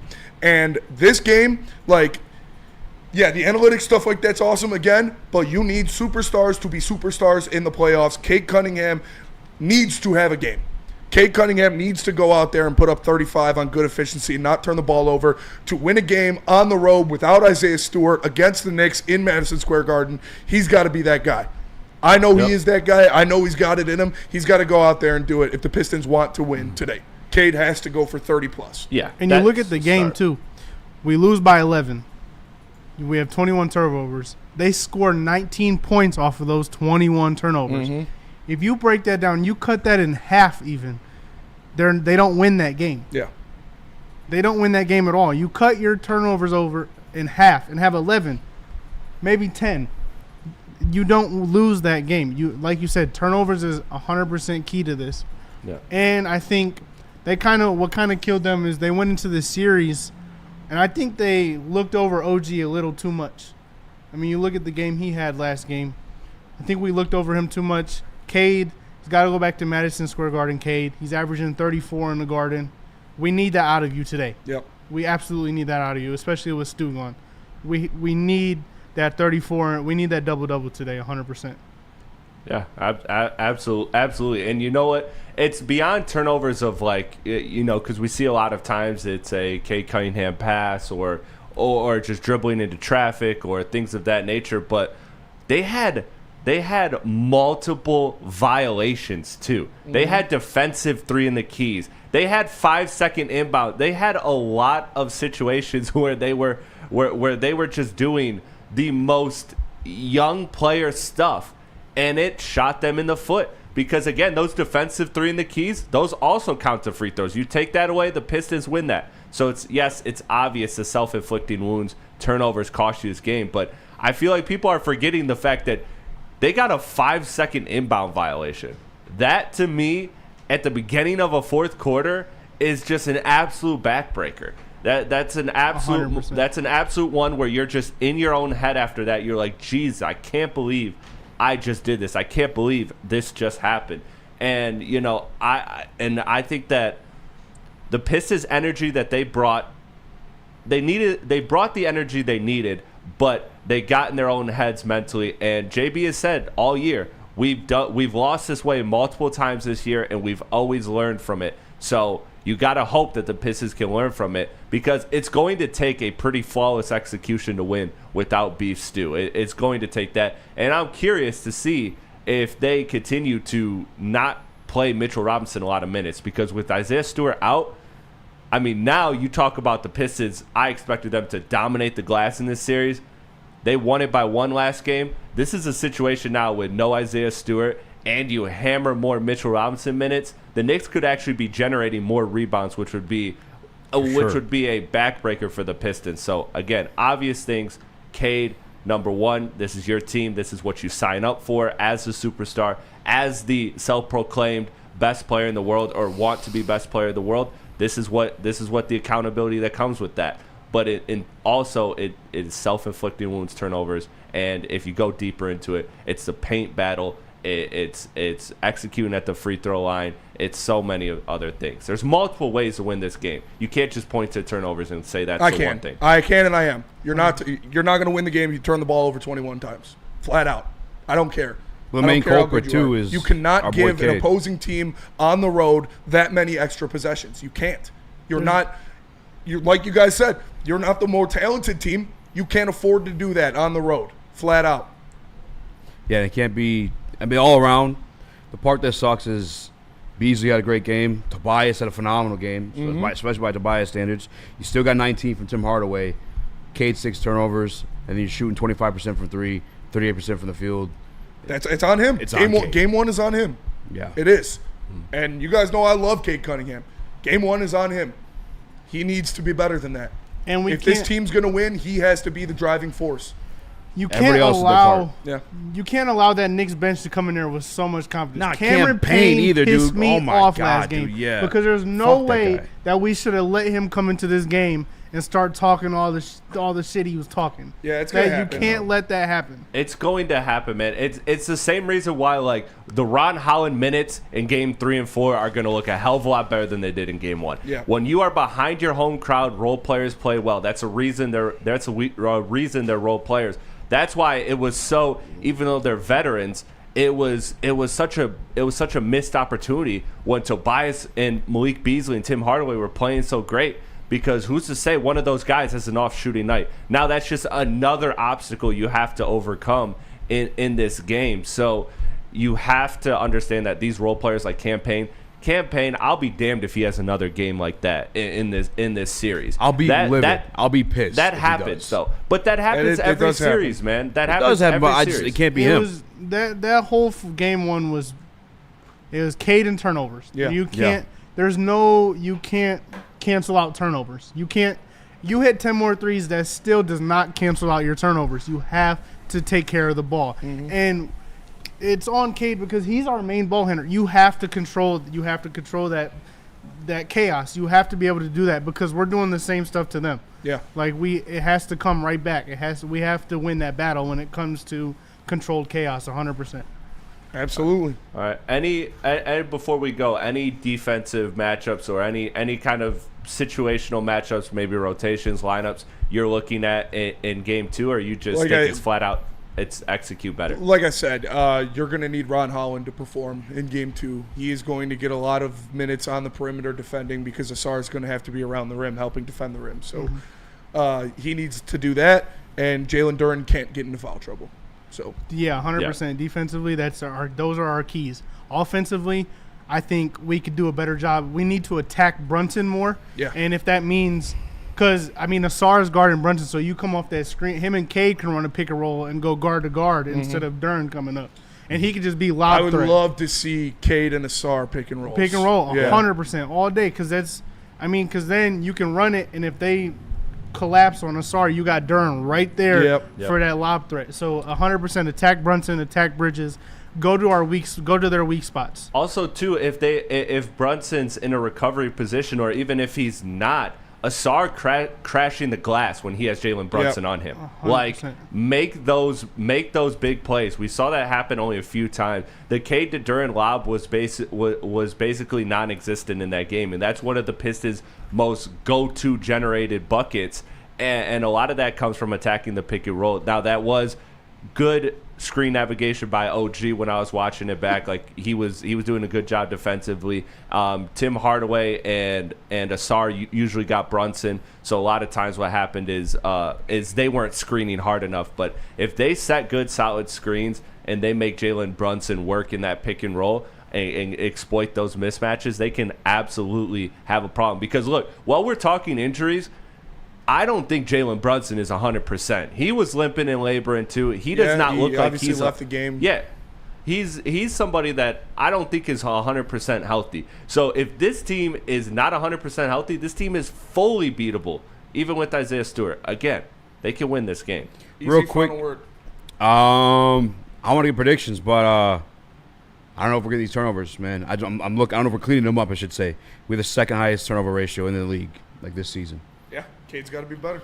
And without Stu, I don't know, man. 100%. Prediction? Pistons win. Tonight? Yes. Unfortunately, regrettably got the Knicks. Nick? It's going to be tough without Stu. I'll say that. But I got faith in these Pistons. I think, Chris, you sound Charger. Almost a little scared over there with these Knicks. I think they got lucky in that first game. I'll And say I I think am. the Pistons come out on top in this one. Give me Detroit K35 in this one. Seinfeld? Pistons are walking out with this one. If they, with the trust we have in JB Bickerstaff, he's been in this situation before. We've lost a game like that.